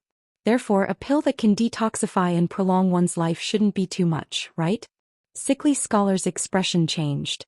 After a long while he said in a deep voice, "I promise you." "Very good. I can do it myself," Sickly Scholar retorted. Letting someone bring him down made him feel like a weakling. He couldn't accept this. Shuijing glanced at him and said, "If you're not afraid of falling to your death, young master can try it himself." Sickly Scholar's expression darkened. He saw Yili wave her hand at him. She had already picked up the rope and brought it to the place Han Mingshi pointed out. She skillfully fixed the iron hook at a certain place and then threw the rope down. Yili grabbed the rope and slowly slid down the cliff. Han Mingshi poked his head out to look. He could still see her grabbing the rope and slowly sliding down the cliff. It seemed slow, but her movements were strangely skilled and fast. In a short while she had already disappeared into the clouds. After a while the rope that was originally swaying gently calmed down. Then it shook even more violently and the iron hook that was fixed to the rock gradually broke away. Han Mingshi anxiously wanted to grab it. And San said in a deep voice, "It's fine. Young master has already arrived." Sure enough, after the iron hook was released, the rope at the bottom seemed to be pulled down halfway and quickly slid down the cliff. On the side, and San had already started to prepare according to Yi Li's method. Sickly Scholar didn't argue anymore. When Insan went down he directly used Qinggong to land beside Insan and grabbed him tightly. The two of them began to move down. This time they were clearly much slower than Yi Li. Han Mingshi stayed alone at the edge of the cliff. He curiously looked at the iron hook and thin rope that was tightly gripping the huge rock. He muttered softly, "Jun Wei is really a strange boy." When Yi Li slid down more than 60 zhang, she saw a cave that was about the height of a person not far away. She couldn't help but rejoice in her heart that when she discovered that the rope was thin and strong, she had lengthened the length of the rope by a lot. Otherwise she probably wouldn't have been able to reach here. Gently swinging to the right, Yi Li accurately landed on the edge of the cave. She stood up straight and firmly stood on the edge. Han Mingshi didn't see wrongly. This was indeed a very deep and bottomless cave. It was like a passage that was cut in the cliff. In front of her was a pitch-black area that led to an unknown place. Looking at the obvious new footprints on the ground, it seemed like these people were very confident. They didn't even send someone to guard the entrance. Yi Li carefully put away the rope and walked a few steps forward, waiting carefully. After a while, Insan brought Sickly Scholar to the entrance of the cave. The two of them had just stood there. Before San even had the rope, Han Mingxi lightly landed and swept into the cave. They really did enter from here. Yili pointed to the footprints on the ground and the top of their heads. Be careful, there should be a mechanism up there. When I came down just now I looked carefully. There should be some kind of mechanism on the cliff that can be controlled, so they didn't use Qinggong to climb down. It's a pity that we don't have time to slowly look for it. Sickly Scholar's face wasn't very good. When he came down just now, although it didn't take much effort to be carried by San, it still wasn't good. Let's go. Don't worry about the mechanism first. Yili frowned and asked, can you resist coughing? Nodding somewhat stiffly, Sickly Scholar took out a bottle of medicine and poured it all into his mouth. His face became even more unsightly. Don't worry, I won't cough again. Yili nodded. San took the lead and walked in front. Sickly Scholar followed. Yili and Han Mingxi brought up the rear. After walking for a while, the tunnel became gloomy and dark. But it still looked dry. After the light completely disappeared, Sickly Scholar took out a match and lit it. Yili frowned. Lighting a fire in a tunnel with thin air really wasn't a good idea. But there was no other way now. Han Mingxi followed behind. Looking at San and Yili, one on the left and one on the right, he raised his eyebrows and laughed in a low voice. Junwei, aren't you guys too nervous?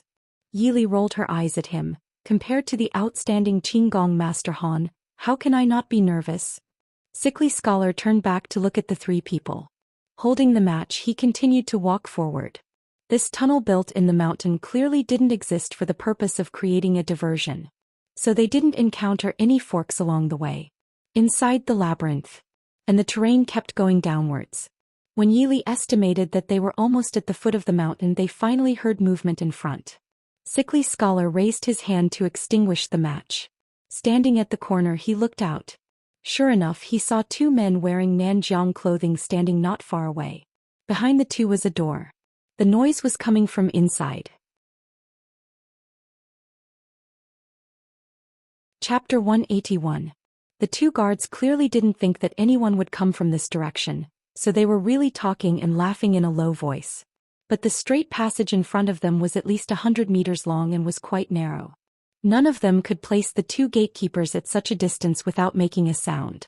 And if these two people made any movements, it would definitely alert the people inside. Sickly Scholar silently took out an exquisite box from his chest and aimed it in front of him. With two whooshing sounds, the two southern border people immediately froze. The four people quickly sneaked over. Sickly Scholar was the first to flash through the door. Yili paused when she passed by the door. She turned her head and saw that the two people were still standing with a trace of black blood flowing out of their lips. It was clear that they were no longer breathing. Her eyes darkening, Yili also flashed through the door. The inside of the door was completely different from the darkness and coldness of the passage outside. It was hot and bright inside. Not far away there were people coming and going, and the security became much tighter. But the four of them were all above average experts, so it wasn't difficult for them to avoid these guards. Crouching behind a barrier formed by a large rock, Han Mingxi looked outside curiously. It seemed like there was a cauldron of voices outside, and there was also the sound of iron being hammered. What are they doing? Sickly Scholar indifferently said, they are forging weapons. He pointed to the distance where there were already many finished weapons. Third Secret looked and made a hand gesture to Yili. Yili understood and nodded. The weapons these people were forging weren't weapons that people of Jianghu or martial arts liked, but conventional weapons used on the battlefield. With so many people producing weapons, it was clear that they were forging weapons for a certain army. This isn't related to us, let's go. Sickly Scholar wasn't interested in what weapons these people were forging. The only thing he was interested in right now was the falling blue sky flower. Do you know where that surnamed Liang is? Han Mingxi asked. Sickly Scholar sneered. He can't run away. Han Mingxi nodded. I remember now, you poisoned him. Where's your little moth? Sickly Scholar glanced at him coldly, got up and walked to the other side. Han Mingxi shrugged and smiled at Yili before following her. San said in a low voice, Young master, these weapons were made for a certain army in Dechu state. Yili raised her eyebrows. How do you know?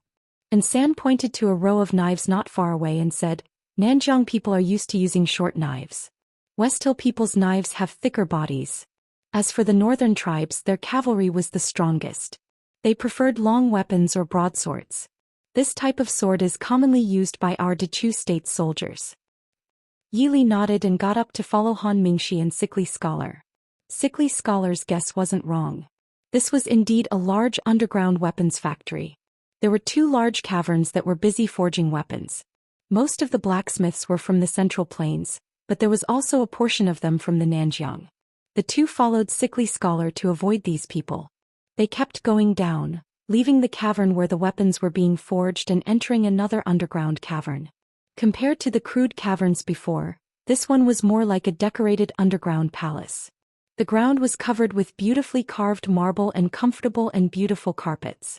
Are those people dead or not? As the 4 approached, a sharp voice came from inside. Yili frowned. It was the voice of the wealthy merchant, Master Liang. At this time his voice didn't carry the same pride and disdain as before. Instead it sounded more anxious and murderous. Don't worry, they definitely won't be able to escape. The voice of the Luo Yi tribe's chief Li Jiang sounded. Why didn't you send people to kill them directly? Master Liang said with dissatisfaction, that Sickly Scholar is very scary. If we don't kill him now, we will leave behind future troubles. If it wasn't for him following me, I would have already reached the Nanjiang. But no matter what, we can't shake him off. And that person surnamed Han, he obviously knows that sickly person. We definitely can't let them. No matter the price. No matter the price? Lu Jiang laughed coldly and mocked. Who's paying the price? Do you think I don't know that those people aren't simple? Even the snakes can't do anything to them. Every man in my Luo Yi tribe is incomparably precious. How many people would we have to sacrifice to fight them? Do you think my Luo Yi tribe has as many people as your Dechu state and can't be killed? Don't forget. Master Liang angrily shouted. Lu Jiang said loudly, don't worry, I didn't forget what I should do. But it's best if you don't order me about things outside of what we agreed on. The people inside seemed to be stunned. After a while they heard Master Liang say, but, if those people escape, do you think they will let us go? I don't know about the other 3, but I think you should have heard of that sickly person's reputation. He's the 3rd pavilion master of the Shiling Yanwang chamber. Why did you provoke the people of the Yanwang chamber? Lu Jiang was clearly very angry and shouted sternly. How would I know? I had just left for a few days when he mysteriously came looking for me. I didn't even dare to let him go. That person is famous for taking revenge for the smallest grievance. What could I do? So you brought him along to the southern border. Lu Jiang gritted his teeth for a while, then snorted and said, I know, I will send people to deal with them as soon as possible. Don't worry, the road down the mountain has already been sealed. Right now the mountain is full of poisonous insects and snakes. Even if he is the sickly scholar who is good at using poison, I don't believe he can poison an entire mountain of poisonous insects and snakes. Anyway, be careful. You must see his corpse. If you had killed them from the start, you wouldn't be in so much trouble now. Lu Jiang sneered and said, he has been following you closely. Do you think we can kill him first or he can kill you first? I will go order people to do things, you stay here first. Don't forget your things. If the master doesn't get what he wants, you know the consequences. Master Liang's breath suddenly stopped and he quickly said, I know, I have already brought half of the token. Give the other half to me. Lu Jiang snorted and said, this originally belonged to our southern border. Master Liang didn't show any weakness when it came to benefits. The thing is in my hands, only I know how to get it.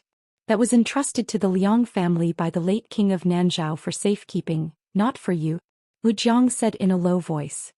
Pa, so what? You also know that it belongs to the Nanzhao royal family and not yours? Master Liang laughed and said, it's already very good that I didn't give it to the Nanzhao royal family, isn't it? Didn't we offer a higher price? If you give it to the Nanzhao king, you won't get anything other than a few words of thanks. Lu Jiang sneered. Master Liang said, you want the treasure, I want the money. Isn't everyone taking what they need? So, you better quickly give me the other half of the token and stop playing tricks. This mountain has already been dug up by you. Without me you wouldn't have found the treasure. Also, don't think about killing me to silence me, don't forget that behind me is...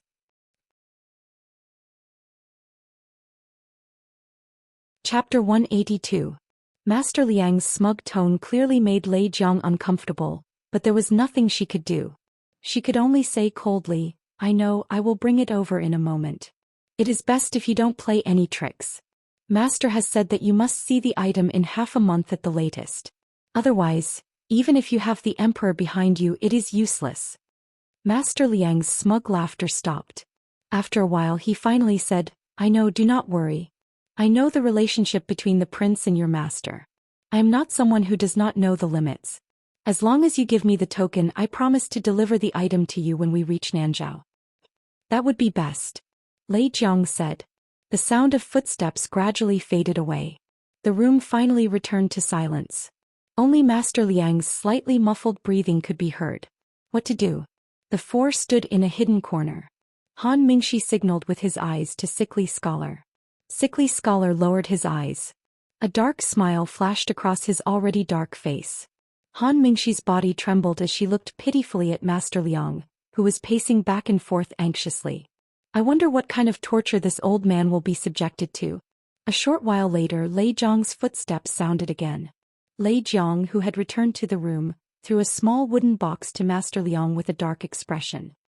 I have already ordered people to deal with those 4 people. You have the item. In a moment I will send someone to send you to the capital of Nanzhao. Master Liang opened the box and looked inside.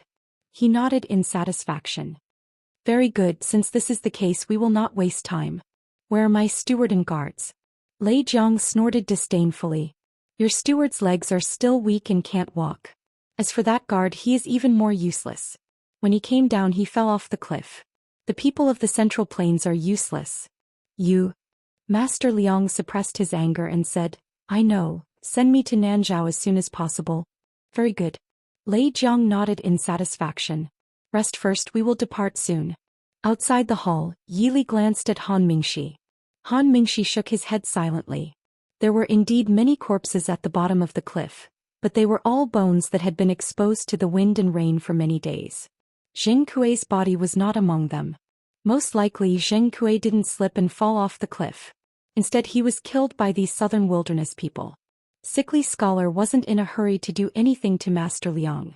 This was because the 2 southern Jiang people who were poisoned to death by Sickly Scholar had already been discovered. The originally quiet underground palace suddenly became noisy. Master Liang left under the protection of many guards. Yi Li and the other 3 could only split up to avoid being searched by the guards and prepare to leave. And San naturally went with Yi Li. Han Mingxi could only follow Sickly Scholar unwillingly. Young master, Yi Li shook her head and said, let's not leave yet. Let's go in and take a look. Without Sickly Scholar and Han Mingxi in the way, it would be easier for them to act. He carefully sneaked into the depths of the underground palace. This underground palace wasn't too big. It was only divided into 7 or 8 rooms. The 2 of them searched through all the rooms, but they didn't find anything useful. Finally, they stared at the room in the deepest part of the room. Unlike the other rooms, this room's door was tightly shut. There were 2 southern wilderness people standing guard at the door with weapons in their hands. Yi Li glanced at San and skillfully made a hand gesture. You left all right. San nodded. The 2 lightly approached the door. Then at the same time, one on the left and one on the right, they restrained the 2 guards. San silently twisted the other person's neck. Yi Li looked at the unconscious person in her hand. She frowned and placed the person in a hidden place. Looking at the lock on the door, Yi Li frowned. She took out a golden hairpin from her sleeve and gently twisted it. She pulled out a sharp golden needle from the golden hairpin and twisted it a few times in the keyhole. With a cautious sound, the lock was opened. Yi Li nodded to San, who was in the dark. She pushed open the door and flashed through the door. San vigilantly squatted in the dark and watched the movements all around. After a while, Yi Li flashed out from inside and locked the door again.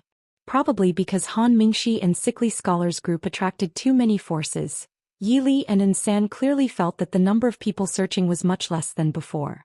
Along the way, they followed the markings that Han Mingxi secretly left.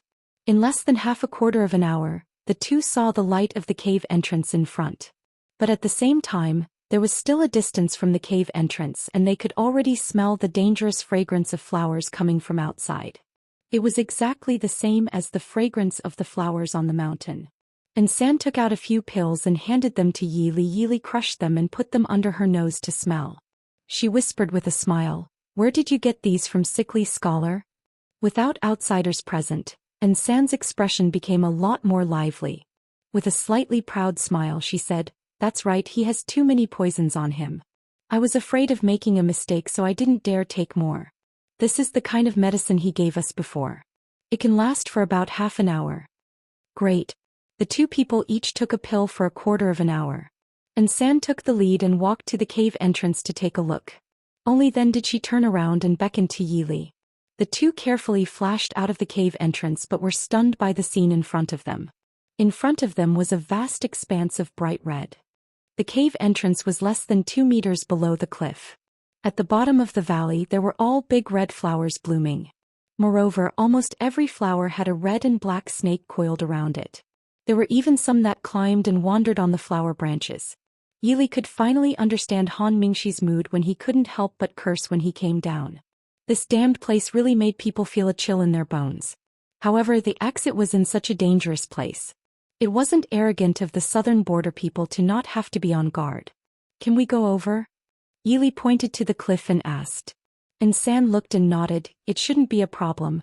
Be careful. If you fall, no one can save you. As long as they fell into the sea of flowers, they would be swallowed by the flowers and snakes in an instant. And San frowned. How will young master go over? He could use Qinggong to fly over, but he definitely couldn't bring someone over. Young master's Qinggong probably wasn't enough for him to fly over. The terrain here was too low and ropes couldn't be used. If he wasn't careful, he could be bitten by the snakes that could jump up at any time. Yili helplessly sighed. This broken place really gives people a headache. However, if we can get out, this adventure is worth it. You go over first. I'll go another way. And San didn't move. Although he knew that Wang Fei was very strong, he really couldn't see any other way. It wasn't safe to stay here. Although there was no one here now, it didn't mean that no one would come. Looking at San's stubbornness, Yili helplessly waved her hand. Forget it. I'll go over first. You stay here and watch. After I go over, you can go over. I really don't know why you guys are so stubborn. And San said in a deep voice, we are young master's shadow guard. Naturally, we should put young master's shadow guard first. Yili rolled her eyes at the sky. Thanks. It would be better if you had more confidence in me. It wasn't until the sky gradually darkened that Yili climbed out of the cave. Using the dagger in her hand, she climbed up the cliff. Before she climbed a bit, she would look down at San, who was following behind her, and ask, what are you doing? And San said in a deep voice, I'm with young master. Chapter 183. You think I want to be like this? If I had your Qinggong, I would have gone over directly. Yili looked at San in annoyance and continued to climb. San had already reached Yili's side and said, this cliff is at least 100 zhang high. If young master wants to climb up directly, I'm afraid it will be a bit difficult. Yili laughed in a low voice. Who said I have to climb all the way up? Just a little bit more will do. Wherever there is a protruding rock, that's it. San looked at a rock that was protruding not too far away and nodded. I understand. Young master, I'll go over first. Be careful. Yili instructed. San nodded. Her left foot tapped on the cliff and her entire body shot out. However, perhaps because of her previous climbing posture, she seemed to be exhausted when she flew into the air. Although she could borrow strength from the flowers on the ground, if she was bitten by a snake, they wouldn't be able to find the antidote right now. Yili cursed in a low voice and the dagger in her left hand shot out towards San's feet. San once again soared into the air with the dagger and landed on the opposite side of the mountain with a few leaps. After losing a dagger, Yili spent a bit of effort to climb up the protruding rock on the cliff. The rock wasn't big. Even if Yili leaned against the cliff, she could only barely stand. This should be a protruding piece of a huge rock that grew in the mountains. After standing firm on the rock, Yili took a breath before taking out a rope from her bag. She fixed one end of the rope onto a sleeve arrow and shot it over. San caught the other end of the rope and found a place to fix it. Then she shook the rope to inform Yili that she was ready. Yili also found a place to secure this end of the rope. She pulled hard on the rope before she grabbed it and slid it downwards. Young master. Seeing Yili land safely, San quietly let out a sigh of relief. Yili patted her clothes and said, let's go. This should be the mountain behind the village we lived in before. We should be able to find the way out from here. San nodded and followed behind Yili, saying, Gongzi, I know where this place is. This is the Snake Valley. Snake Valley? Third Secret nodded and said, there were some seniors in the Shadow Guard who had followed the prince to the southern border. It was said that there was a snake valley in the southern border that was full of red snake poison flowers. However, it was said that the prince had burned down the snake valley. Unexpectedly, it had recovered in less than 10 years. However, the position doesn't seem right. The snake valley should be in the southwest of southern border. Why is it so close to Shattered Snow Pass? Yili shook her head and said, someone must have deliberately left this place. Didn't you notice that the snake venom flowers were all arranged in a row? Even the distance between each flower was almost the same. They definitely didn't grow naturally. And those snakes. Even if the snake poison flower was revived, it was impossible for there to be so many scarlet snakes here. Whether it was the flowers or the snakes, they should all be planted and raised by humans. Recalling the tranquility of the Sea of Flowers just now, and San couldn't help but curse in a low voice. Are the people of southern border crazy? Such dangerous things. The people of southern border aren't afraid of snakes. Yili smiled and said, presumably, the people of southern border arranged such a snake valley here in order to hide the things in the belly of the mountain. Weapon foundry? And San asked doubtfully. Yili smiled and said, no, there are more interesting things. Let's leave here first. Did you see Han Mingxi's mark? And San was squatting on the ground and looking at the things on the ground. Something probably happened to them. This mark was placed very messily. It was already nighttime, there were no footprints or anything like that at all.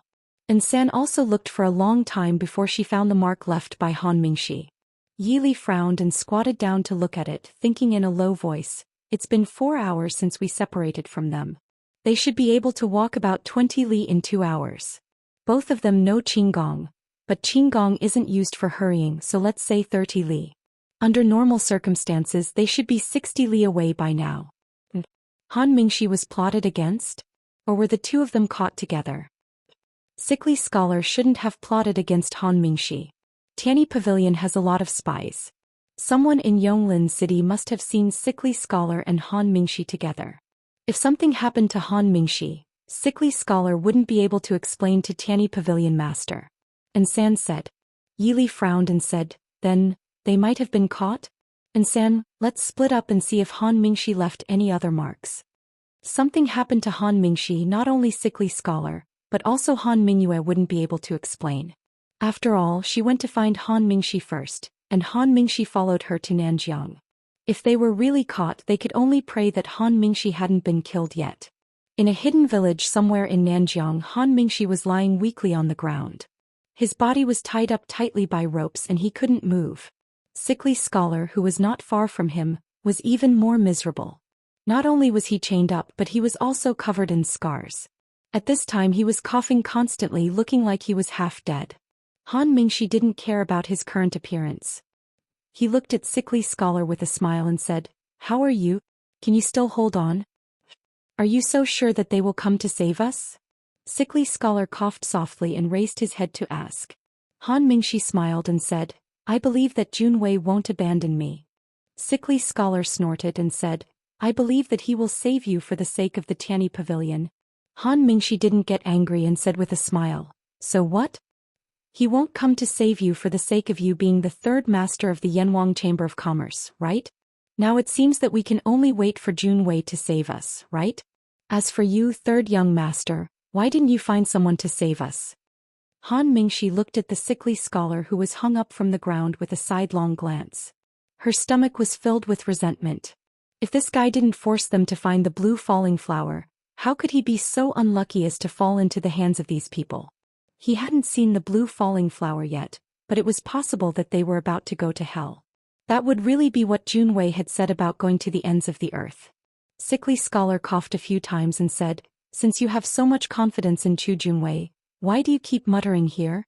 Han Mingxi choked and said in a low voice, didn't you see the place we came out of? Junwei is different from you. He doesn't have any medicine to restrain the poisonous snakes. Who knows if they can come out or not?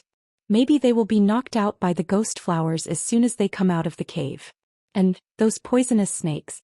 Sickly Scholar was silent for a moment and said indifferently, when we came down from the cliff, Shuijing took some medicine from me. Seeing Han Mingxi stare at him, he curled his lips and said, don't look at me like that. I only found out about it after I broke up with them. He took the anti-knockout drug and the muscle-weakening powder from me, the kind I gave you on the mountain. Han Mingxi rolled his eyes. So you could only give me one kind of medicine. It stinks to death.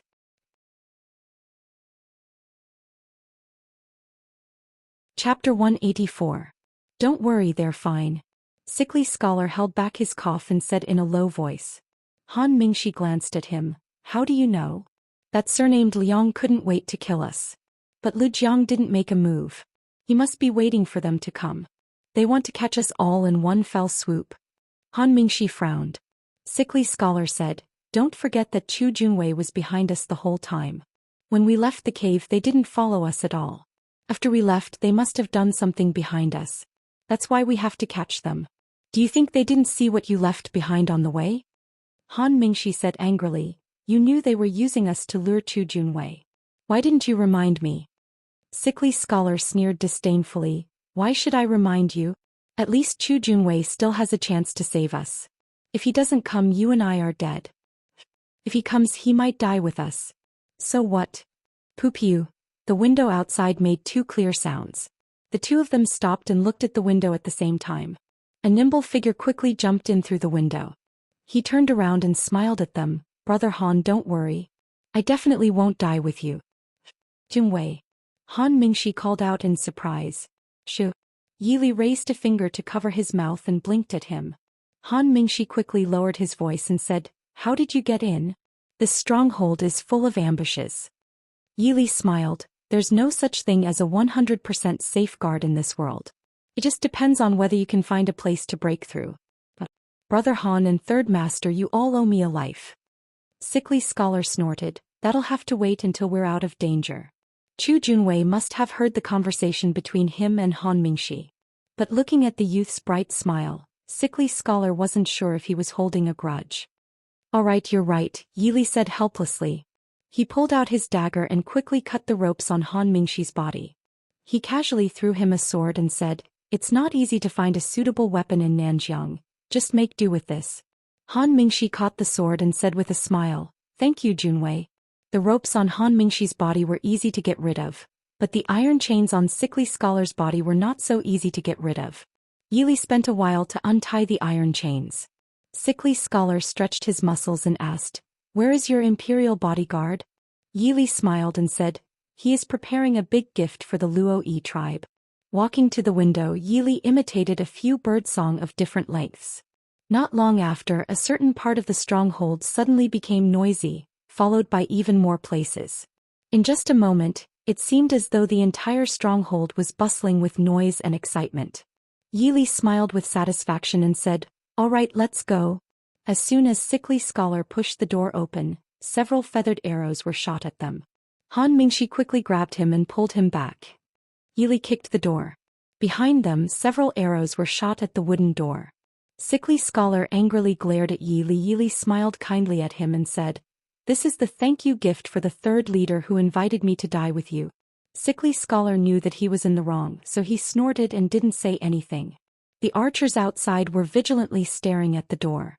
With a bang, the wooden door was opened and a shadow rushed out. Whoosh whoosh. A cluster of feathered arrows was shot out. Bang bang. Two people came out of the windows on both sides of the small building. With a few whooshing sounds, several archers felt a piercing pain in their bodies and fell down one after another. Yili walked out of the door and glanced at the cloth bag on the ground that looked like a hedgehog after being shot by the arrows. She also saw the corpses lying on the ground. Her eyes darkened slightly. Let's go quickly. Zhuojing's side won't be able to hold on any longer.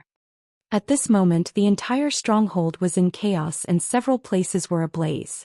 It seemed that Zhuojing had set a lot of fires and the places he had set were not ordinary places. Not far away, a few strange bird cries could be heard. Yili led Han Mingxi and Yili in that direction without hesitation. When they passed by a spring, Sickly Scholar sneered and took something out of his pocket and threw it in. Han Mingxi saw this and his eyes flashed. He didn't say anything and quickly followed Yili in front. By the time they arrived, third leader was already surrounded and was clearly struggling to hold on. Yili looked around and saw that all the important people in the stronghold were present. No wonder they had sent over 10 people to guard that place. Yili thought of something she had taken from the underground palace. It was clear that in Lu Zhang's eyes, that thing was much more important than Han Mingxi and sickly scholars' lives. Saving two and losing one, this really isn't worth it. Yili helplessly frowned. Brother Han, can you catch that old man? Yili asked softly as she pointed at Master Liang, who was under heavy protection. Han Mingxi frowned. There are too many people around him. Also, that old man is too fat. Sickly scholar handed over two things. Throw this into the air and feed this into that surnamed Liang's mouth. That's more like it. Han Mingxi nodded as he took it in his hand. Third leader's expression was indifferent as he looked at the people wearing southern border clothing surrounding him. He mercilessly waved the weapon in his hand. Zhuijing, hold your breath. Han Mingxi's voice suddenly sounded. A dark figure flew through the air and charged into the crowd. Third leader instantly held his breath. Southern border was different from Xiling. There weren't many people who understood the language of the Central Plains. So as soon as Han Mingxi landed, a bunch of people fell to the ground. Third leader also took the opportunity to escape the siege and jumped onto the roof. Han Mingxi successfully landed beside Master Liang. He didn't see him lying on the ground moaning. He opened his mouth and stuffed the medicine in. He patted his face with a smile. Old man, you're finished. Lu Jiang was one of the few southern border people who didn't fall. Seeing the people lying on the ground, his expression was extremely ugly. He looked at Master Liang, who was crying for help. It was like he was looking at an enemy and a scourge. Damn Central Plains people. What did you do? Han Mingxi was in a good mood. The gloominess of the day had dissipated by half. He picked up Master Liang and threw him towards sickly scholar. He laughed. Chief Luo Yi, you still have the nerve to ask us what we did? Can't you think about what you've done? Lu Jiang snorted and said disdainfully. Do you think a small poison can stump our Luo Yi tribe? Han Mingxi shrugged indifferently. The poison isn't mine. What does it have to do with me? Why don't you let your people stand up? Sickly scholar carried the fat old Master Liang out. At this moment old Master Liang's face was as black as ink, and he looked like he was on the verge of death. It was obvious that he was poisoned with a strong poison. Lei Jiang was shocked. Although he was good at using poison to drive away snakes, he couldn't tell what poison old Master Liang had been poisoned with. Moreover, this Central Plains wealthy merchant that he hated couldn't die now. What do you want?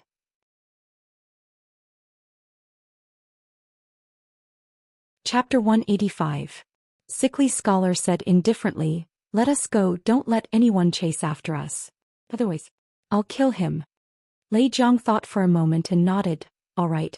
But, return the things you took from the underground palace to me.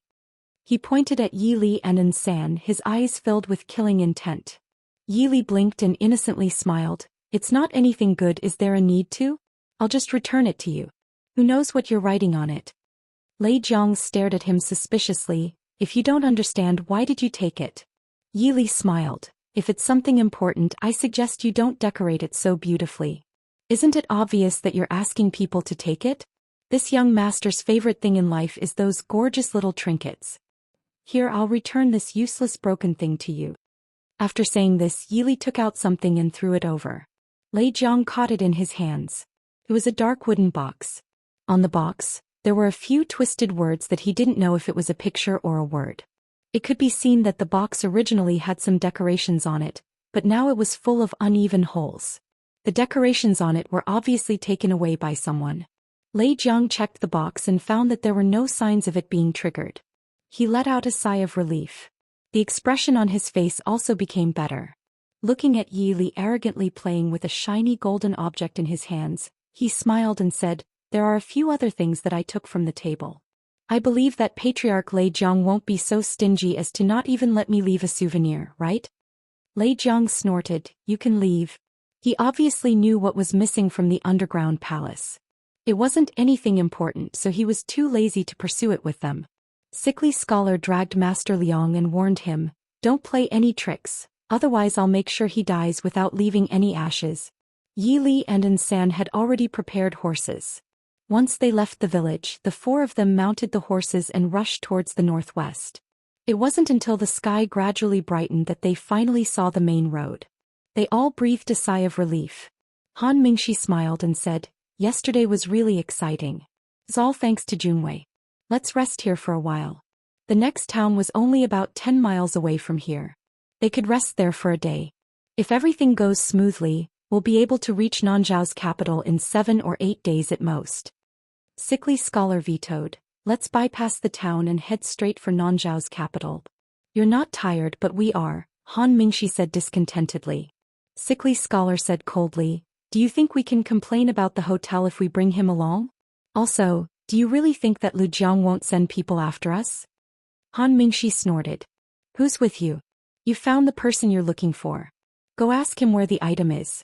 Let's part ways and go our separate ways. Haven't we suffered enough because of you yesterday? Isn't that right, Junwei? Yili played with the exquisite gem ornament in her hand and smiled. It's not bad. But, if we go our separate ways, will Third Master give me the reward he promised me? Sickly Scholar's eyes flashed. So it's best to go the same way, right? Otherwise, young Master Chu won't be at ease. Yili smiled and said, anyway, so many things have already happened. It doesn't matter if it happens a little more. If we give up halfway, wouldn't it mean that everything I did yesterday was in vain? Hearing Yili say this, Han Mingxi could only nod helplessly. I hope this young master won't be killed by you. Yili smiled and said, actually, Brother Han can return to the Central Plains as soon as possible. In any case, Brother Han isn't interested in what Third Master is looking for. Han Mingxi turned his head and flatly refused. This young master thinks it's fun to follow Junwei. Wherever Junwei goes, this young master will go. If we go together, then let's go together. When has this young master ever been afraid of anyone? The four of them decided to rest for a while.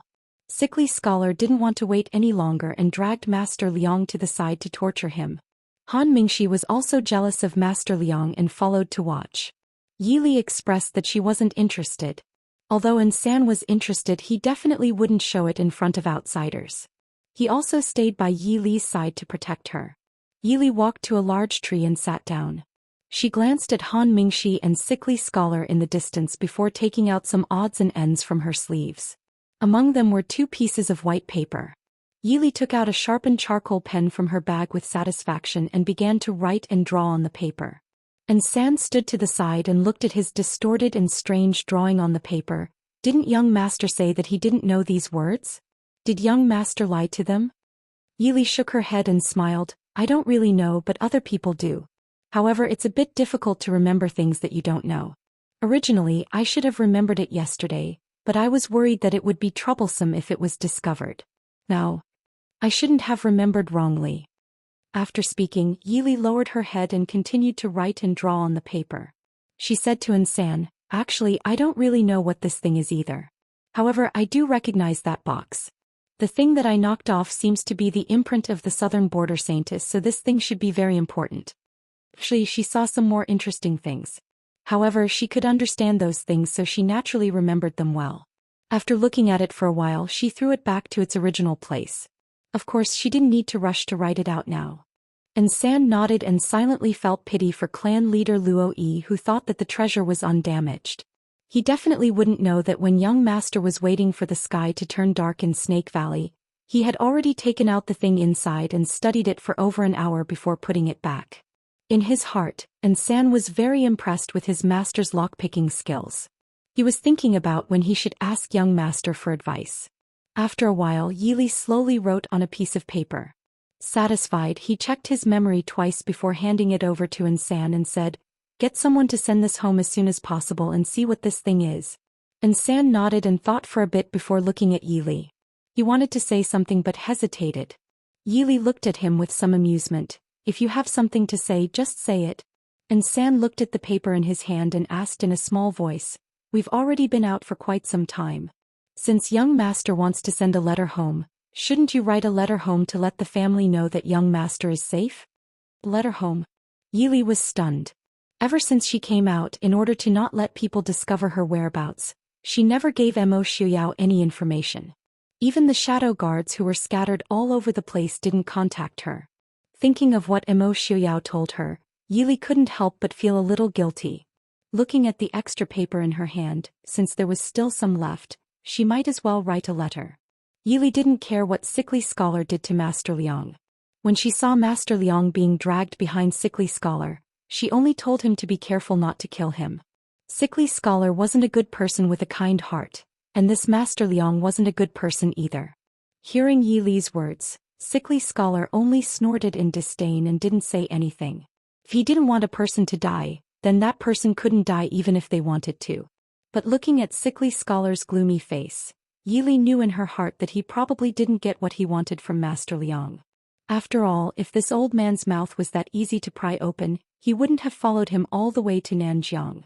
But Sickly Scholar wasn't completely without gain, at least he waited for that so-called complete token. Yi Li looked at it from afar. It was a piece of jade engraved with strange patterns. Because Sickly Scholar didn't plan on sharing it with them, Yi Li didn't ask about it. The group carefully avoided the people sent by the Luo Yi tribe to follow them, and rushed towards Nanzhao's capital without stopping. Chapter 186. Chu Jingding Manor Prince. The princess consort has sent a letter. It was already the end of April and the sun shone warmly in the garden. Pushing open the window, the peonies in the garden were in full bloom. Emo Shuyao looked at the garden outside the window and vaguely remembered that he had met Li Li at this time last year. At that time he definitely did not expect that Emo Jingqi's malicious and humiliating marriage would bring him such an extraordinary wife. Now the people loyal to the emperor and those loyal to King Li were like fire and water in the capital. Because of the princess consort's disappearance, the doors of the Ding Manor were still closed and did not care about worldly affairs. They silently expressed their dissatisfaction with the emperor and allowed the emperor and King Li to fight openly and covertly, unlike the Ding Manor in the past that always supported the emperor at appropriate times. Bring it over. Emo Shuyao retracted his gaze and turned to look at Director Emo, who was standing at the door. Feng Jiao stood at the door holding a thick sealed file in his hand. He looked at Emo Shuyao with a smile and said, "Ah Yao, our princess consort's sister-in-law is really heartless. She left for almost 2 months and only remembered to write a letter back." Emo Shuyao frowned. He raised his hand and the file in Feng Jiao's hand was sucked over by a strong force. "Where are they now?" Feng Jiao shook his head and said, "If the princess consort's whereabouts were so easy to find, they would not have disappeared until now." The shadow guard who received the letter was at the border of Lui tribe in Nanjiang, but the shadow guard did not see the person who sent the letter. Along the way, whether it was our people or other people, they did not find any trace of the princess consort. Speaking of which, it should not be difficult for the 5 of them to find out. Even if others do not know, our own people will know. Emo Shuyao frowned and said, "That proves that there were not 5 of them along the way. Also, Li Li's disguise is very good. The shadow guards who are scattered all over the country have never seen them before, so it will be difficult for them to recognize them. Moreover, they knew the approximate locations of the shadow guards, so it would be much easier for them to avoid them." Emo Shuyao opened the file and a shiny object in a sealed letter slid out of the paper bag. Emo Shuyao took the ornament in his hand. It was a gold ornament with a sunflower pattern embedded with gemstones. Feng Jiao was surprised. "Wang Fei actually gave you an accessory? But could it be that something was wrong?" Emo Shuyao looked at the gold ornament in his hand, then placed it on the table. Then he opened the envelope and lowered his head to look at himself. His sharp eyebrows gradually furrowed. After a while he said, "Find someone who is proficient in Nanzhang's language." Feng Jiao looked at him with surprise and said, "Don't you know Nanzhang's language?" Emo Shuyao frowned and said, "This isn't the same. It should be Nanzhang's ancient language." Feng Jiao took the letter and looked at it. The twisted and strange characters made his head swell. "It looks a bit like Nanzhang's language, but it seems... I can't understand it. How does Wang Fei's sister-in-law know this kind of strange language?" Emo Shuyao lowered his head to look at the other letter that was clearly short and said, "She doesn't know it. She memorized these words and then wrote them out from memory." Feng Jiao didn't believe it. "She doesn't know this kind of twisted thing. How can she memorize it from memory?" Emo Shuyao faintly glanced at him. Feng Jiao rubbed his nose and said, "All right, we do have many people who are proficient in the current language of the southern Xinjiang, but if it's the ancient language, that seems to be something that the southern Xinjiang stopped using more than 200 years ago, right? In the past, although Nanjiang relied on the previous dynasty of the Central Plains, there were many tribes and their language was different. It wasn't until Nanzhao was established that the current unified language of Nanjiang was implemented. Who knew which clan's language was written on this piece of paper? If it's in the capital, I'm afraid I'll have to find Elder Su. He might be able to see what this is. However, although Elder Suja was a person of virtue and prestige, he was still an official of the imperial court. If it really was an important secret, he would have to report it to Mo Jingqi. Mo Shuyao frowned and shook his head, saying, Elder Su has never had a good impression of Nanjiang. He's not proficient in Nanjiang's language. Feng Jiao's eyes turned and he said with a smile, speaking of which, Ayao, have you forgotten an important person? Mo Shuyao raised his brows, calmly staring at him, warning him not to be deliberately mystifying. Feng Jiao giggled, saying, don't forget, which family our princess comes from. In the entire Dechu state, is there any family more knowledgeable than the Su family? If even the Su family can't decipher this, then we can't hope to do it. Mo Shuyao frowned and lowered his head to look at the short family letter in his hand. He picked up the gold ornament on the table and carefully examined it. Do you think this looks like an ornament? Feng Jiao didn't understand. Is it not? Mo Shuyao felt the obvious scratches on the back of the gold ornament. This should be an ornament that was forcefully pried off from something. Also, do you remember which clan in Nanjiang had a sunflower as their emblem? Feng Jiao frowned and thought hard. The sunflower is also known as the sunflower. It likes warmth and is resistant to drought. Nanjiang is not very suitable for it to grow. Therefore, there doesn't seem to be any clan that uses it as their emblem. But, do you remember that there was a princess from the previous dynasty who married the leader of a tribe in Nanjiang? Mo Shuyao was silent for a moment. They were all people familiar with history books. Even if they didn't pay attention to these things, the previous dynasty and Dechu state were so close, so they naturally had some impression. It was the Chaoyang princess of the previous dynasty? Feng Jiao said with a smile. Yes, the rumored name of this princess had the character Kuei. Then, if Li brought this out, it means that it is not a normal antique. Does this have something to do with the previous dynasty's princess? The descendant of the previous dynasty's princess. When the previous dynasty fell, this princess had already been married for 200 years, right? Who knows? Feng Jiao shook his head. Mo Shuyao was silent for a moment before saying, send someone to secretly send a copy of this seal to Yunzhou. Also, if the shadow guard in Nanjiang finds Li, immediately tell her not to worry about this matter. Feng Jiao put away the letter with some surprise and said, Wang Fei has clearly done well. If there is a chance to continue investigating, she should know many secrets of Nanjiang. Why not? We can send people to help Wang Fei. Mo Shuyao stared at the gold ornament in his hand and said in a low voice, I don't know why, but I feel that there is a great secret hidden in that piece of paper. It's just that we don't have a clue yet. Lily doesn't know anything. It is very dangerous to rashly investigate. Feng Jiao shrugged helplessly. All right, everything will be done according to Prince's orders. Feng Jiao took the item and left. Only Mo Shuyao was left in the room. Mo Shuyao lowered his head to look at the letter in his hand again. Other than a simple explanation of what happened after entering Nanjiang, there was only a short sentence of, don't miss me. Gently stroking the letter in his hand, Mo Shuyao's lips curved into a bitter smile. Yi Li and the other three rushed all the way and arrived at Nanzhao's capital in less than 7 days. Once they reached the capital, Sickly Scholar took Master Liang and left without hesitation. Han Mingxi was so angry that he couldn't help but curse. What does he mean? Is he going to burn the bridge after crossing the river? Yi Li glanced at him and said with a smile, even if he burns the bridge after crossing the river, what can you do? The Tianyi Pavilion had people in Nanzhao, and so did the Yanwang Chamber. The Tianyi Pavilion was an intelligence organization, and the Yanwang Chamber was an assassination organization. So what if they were dissatisfied? No one could do anything to Sickly Scholar. Han Mingxi crossed his arms and looked at her. Didn't you want some medicine to prolong life or revive the dead? If you let him go just like that, do you think he will obediently deliver it to you?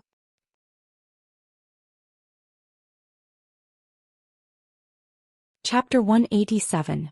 Yi Li smiled. Even if you insist on following him, he won't give it to you obediently. If he doesn't give it to me, won't he go find it himself? She didn't come to Nanjiang for Sickly Scholar and his Bai Luo flower. She couldn't follow him all the time. But, This kind of thing didn't necessarily have to be done by herself.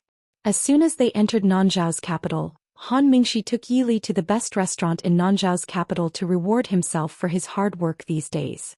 After ordering a table full of Nanjiang food, he went back to his room to rest after eating heartily. He also said that unless the restaurant caught fire, no one was allowed to disturb him for 2 days. Yili and Ensan were left speechless as they stared at the swaying figure going upstairs. Young Master Han really isn't like young Master Mingyue. Ensan sighed. Yili smiled at him. Do you really think he went upstairs to sleep? I bet he can sleep until midnight tonight at most. And it was already evening. Ensan frowned and didn't speak. Yili waved her fan in a good mood. Let's go out for a stroll and see Nanzhao's night scenery. Compared to the solemn and grand Chu capital, Nanzhao's capital was much smaller. It also wasn't as prosperous as Chu capital. Everyone was wearing Nanjiang's clothing. Yili and Ensan were wearing the clothing of the Central Plains and had an extraordinary bearing. Naturally, they were very eye-catching. However, Yili didn't have any interest in Nanjiang's clothing. She didn't plan on changing her attire if it wasn't necessary. Young Master. A surprised exclamation came from behind. Yili and Ensan turned at the same time to see an heir who hadn't been seen for a long time. Yili was a bit surprised. She didn't plan on going to find her big brother as soon as she arrived in Nanzhao. Why are you here? Big brother is also here? An heir's face was tired. He said hoarsely, this subordinate has failed young master. Young Master Su. Young Master Su has disappeared. What? Yili was shocked. When did this happen? An heir said in a low voice, it's been more than half a month. 2 days before this subordinate arrived at the capital of Nanzhao, young Master Su had already disappeared. It's been so many days. Who knows about this? Yili asked with a frown. An heir said in a low voice, it is said that before young Master Qingchen left, he told him to come back in 5 days, so at first no one cared. On the morning of the 6th day, young Master Qingchen was still nowhere to be seen. Only then did she realize that something was wrong. My subordinates and the shadow guard of Nanjiang also secretly investigated, but there was no news. A few days ago I already had someone send the news back to the capital. It's just that young master has been concealing his whereabouts all this time, so we didn't receive the news. Yili's face darkened. She was worried about Su Qingchen's safety. Who was Big Brother with before he disappeared? It's the Nanjiang King's crown princess Anxi. She's Princess Xixia's elder sister and the next Nanzhao king. She and young Master Qingchen are friends. After young Master Qingchen came to southern border, he has been staying in the princess residence. An heir said. Yili nodded and ordered, get someone to send the information about Nanzhao's capital over as soon as possible. Also, I want to see Princess Anxi. An heir nodded and said, I understand. But, under what name do you plan to meet the crown princess?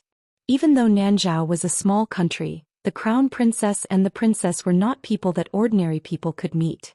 Yili's eyes turned and she said with a smile, Yunzhou's Chu family's third Missy, Chu Lun. Young Master Qingchen's fiancée. An heir and an heir's face stiffened and they had a headache. Is the princess consort ruining my reputation or young Master Qingchen's reputation?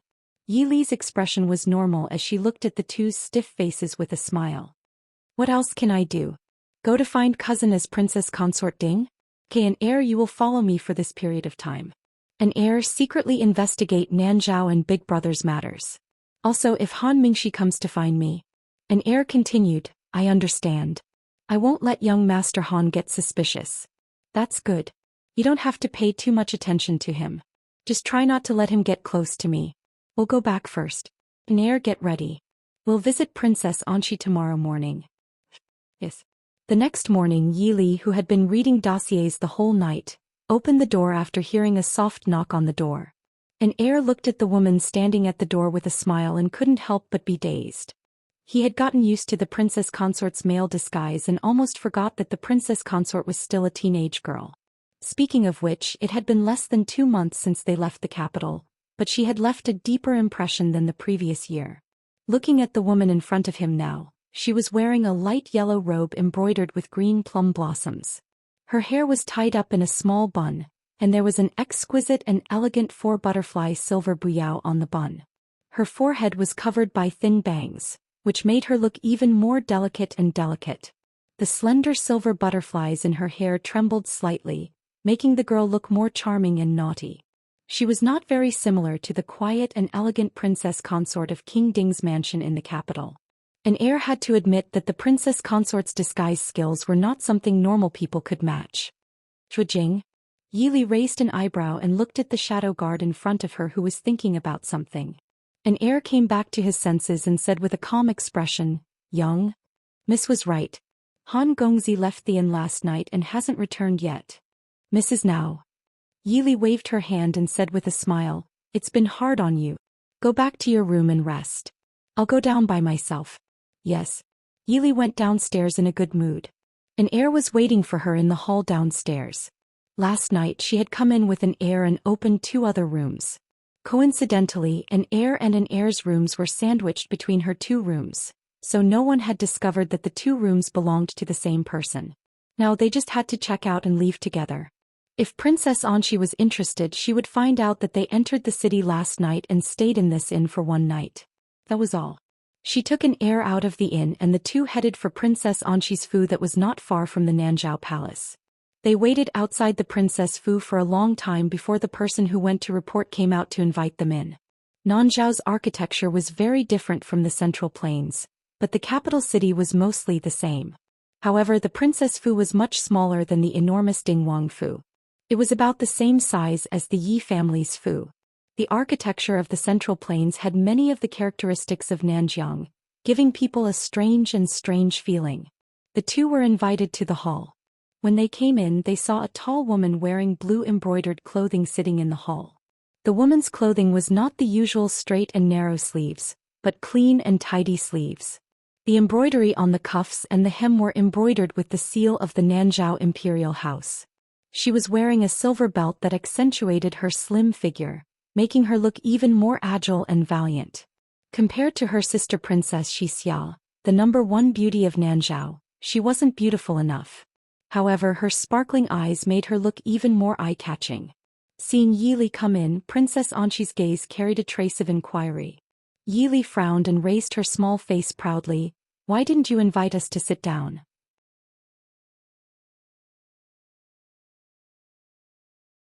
Chapter 188. Princess Anshi frowned.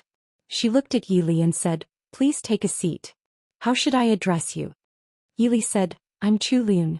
I'm here to look for Brother Qingchen." "Brother Qingchen?" Princess Anshi's eyes darkened. She shook her head and said, "Sorry, I don't know who Brother Qingchen is." "You're lying." Yili glared at her unhappily and reprimanded. "Brother Qingchen said that he came to Nanjiang to travel and visit his friends." "Brother Qingchen said that you're his friend. Why didn't he come here?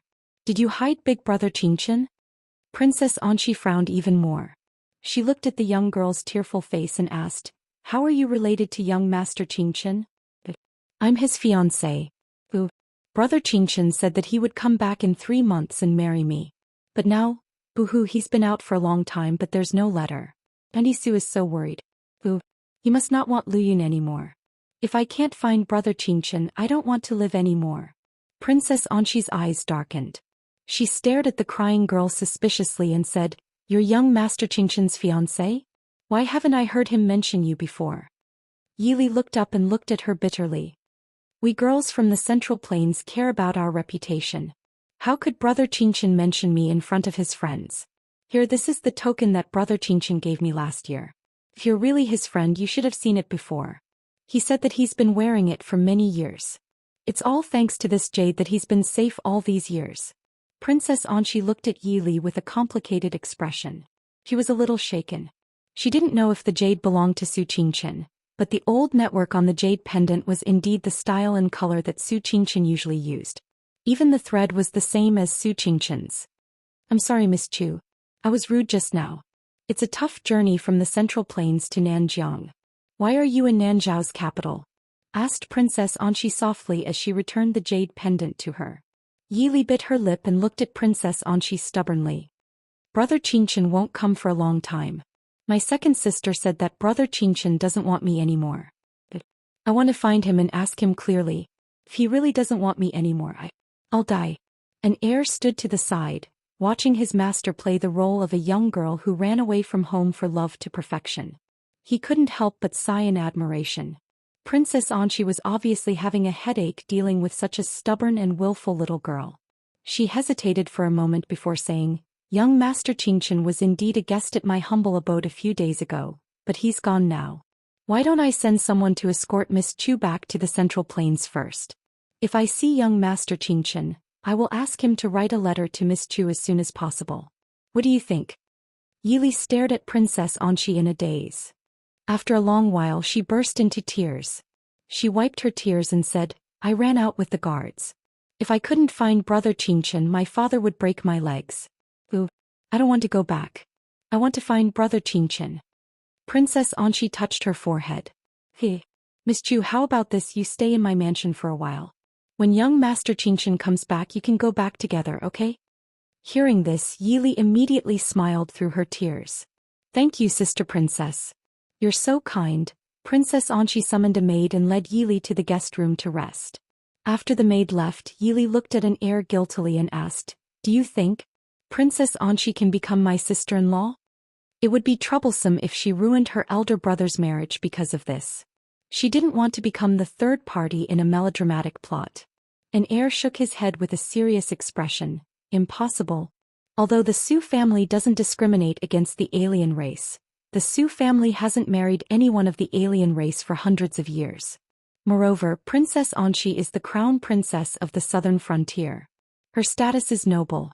The Su family can't possibly allow the next head of the Su family to marry into the southern frontier. More importantly, given young Master Qingchen's personality, if he was truly interested in Princess Anchi, he definitely wouldn't call her a friend." Yili tilted her head in thought. What an heir said made sense. If she ruined her elder brother's marriage because of this, it would be a grave sin. However, she felt that this Princess Anchi wasn't bad. She had seen so many princesses. Other than Princess Changle, who was still a young girl, this Princess Anchi seemed the most reliable. If it were any other princesses, who knew how they would deal with her upon hearing that she was the fiancée of their sweetheart? She was indeed worthy of being her elder brother's friend. "Miss, what are your plans?" an heir asked. Yili smiled. "If I stay in the princess residence, won't I be able to inquire about my elder brother?" An heir replied, "But if you stay in the princess residence, it will be inconvenient to enter and leave. Mrs. Movements will also be restricted." Yili shook her head and smiled. Princess Anchi wouldn't go so far as to put her friend's fiancé under house arrest, would she? Right now, it is more important to find out my elder brother's whereabouts. After all, even after so many days, the shadow guard still hasn't been able to figure out where my elder brother ended up. An heir lowered his head. Ashamed, he said, "It is this subordinate's dereliction of duty." Yili waved her hand and smiled. "How can I blame you? If everything could be made clear, then there would be no such thing as a secret in this world. I only hope that my elder brother is safe and sound." Thinking of Su Qingchen, whose whereabouts were unknown, Yili could not hide the worry in her heart. Princess Anchi's residence was not large. Perhaps it was because the southern border was not strict with men and women, but Su Qingchen's room was in the same courtyard as Yili's. Yili did not conceal her whereabouts. Directly asking for the location of Su Qingchen's room, she went over. Pushing open the door, she saw that the room was very clean. Although Su Qingchen had been gone for many days, this room was still cleaned every day. Su Qingchen's belongings were all in the room. Yili looked carefully. Su Qingchen's clothes, jade pendant, folding fan, and the travel notes that he carried with him when he was bored were all in a bundle in the cabinet. On one side of the desk, there was a white porcelain tea set with blue and white flowers that Su Qingchen liked. Some books, ink, paper, and inkstone were neatly arranged in the middle of the book. Obviously, Su Qingchen had lived here for a long time. Yili went to the desk and sat down. She picked up a book and began to read. "Miss Chu, why are you here?" Princess Anchi's voice sounded at the door. Yili looked up and saw her standing at the door, frowning and looking at her. Yili quickly got up and looked at her uneasily. She said, "Sorry, I heard that Brother Qingchen used to live here, so I wanted to come and have a look. I just wanted to find a few books to read." Princess Anchi came over. Looking at the books on the table, her eyes were warm. She asked, "You also like to read?" Yili lowered her eyes and nodded shyly. She said, Brother Qingchen is the most talented person in the world. I want to read more books. Princess Anqi nodded and said, young Master Qingchen also likes to read. When he has nothing to do he always has a book with him. I only know the characters of the Central Plains. As for the books I don't understand them. Yili put down the book in her hand and said in a low voice, I heard Brother Qingchen mention you, Princess. You are the crown princess of Nanjiang. What you care about is important matters. It's natural that you are not interested in these poems and articles. Princess Anqi smiled generously and said, I learned the characters of the Central Plains late. It's good enough that I can understand them. Even if I am interested I can't understand them. Since Miss Chu likes the books in the study you can read them. These were all bought by young Master Qingchen. They are useless here.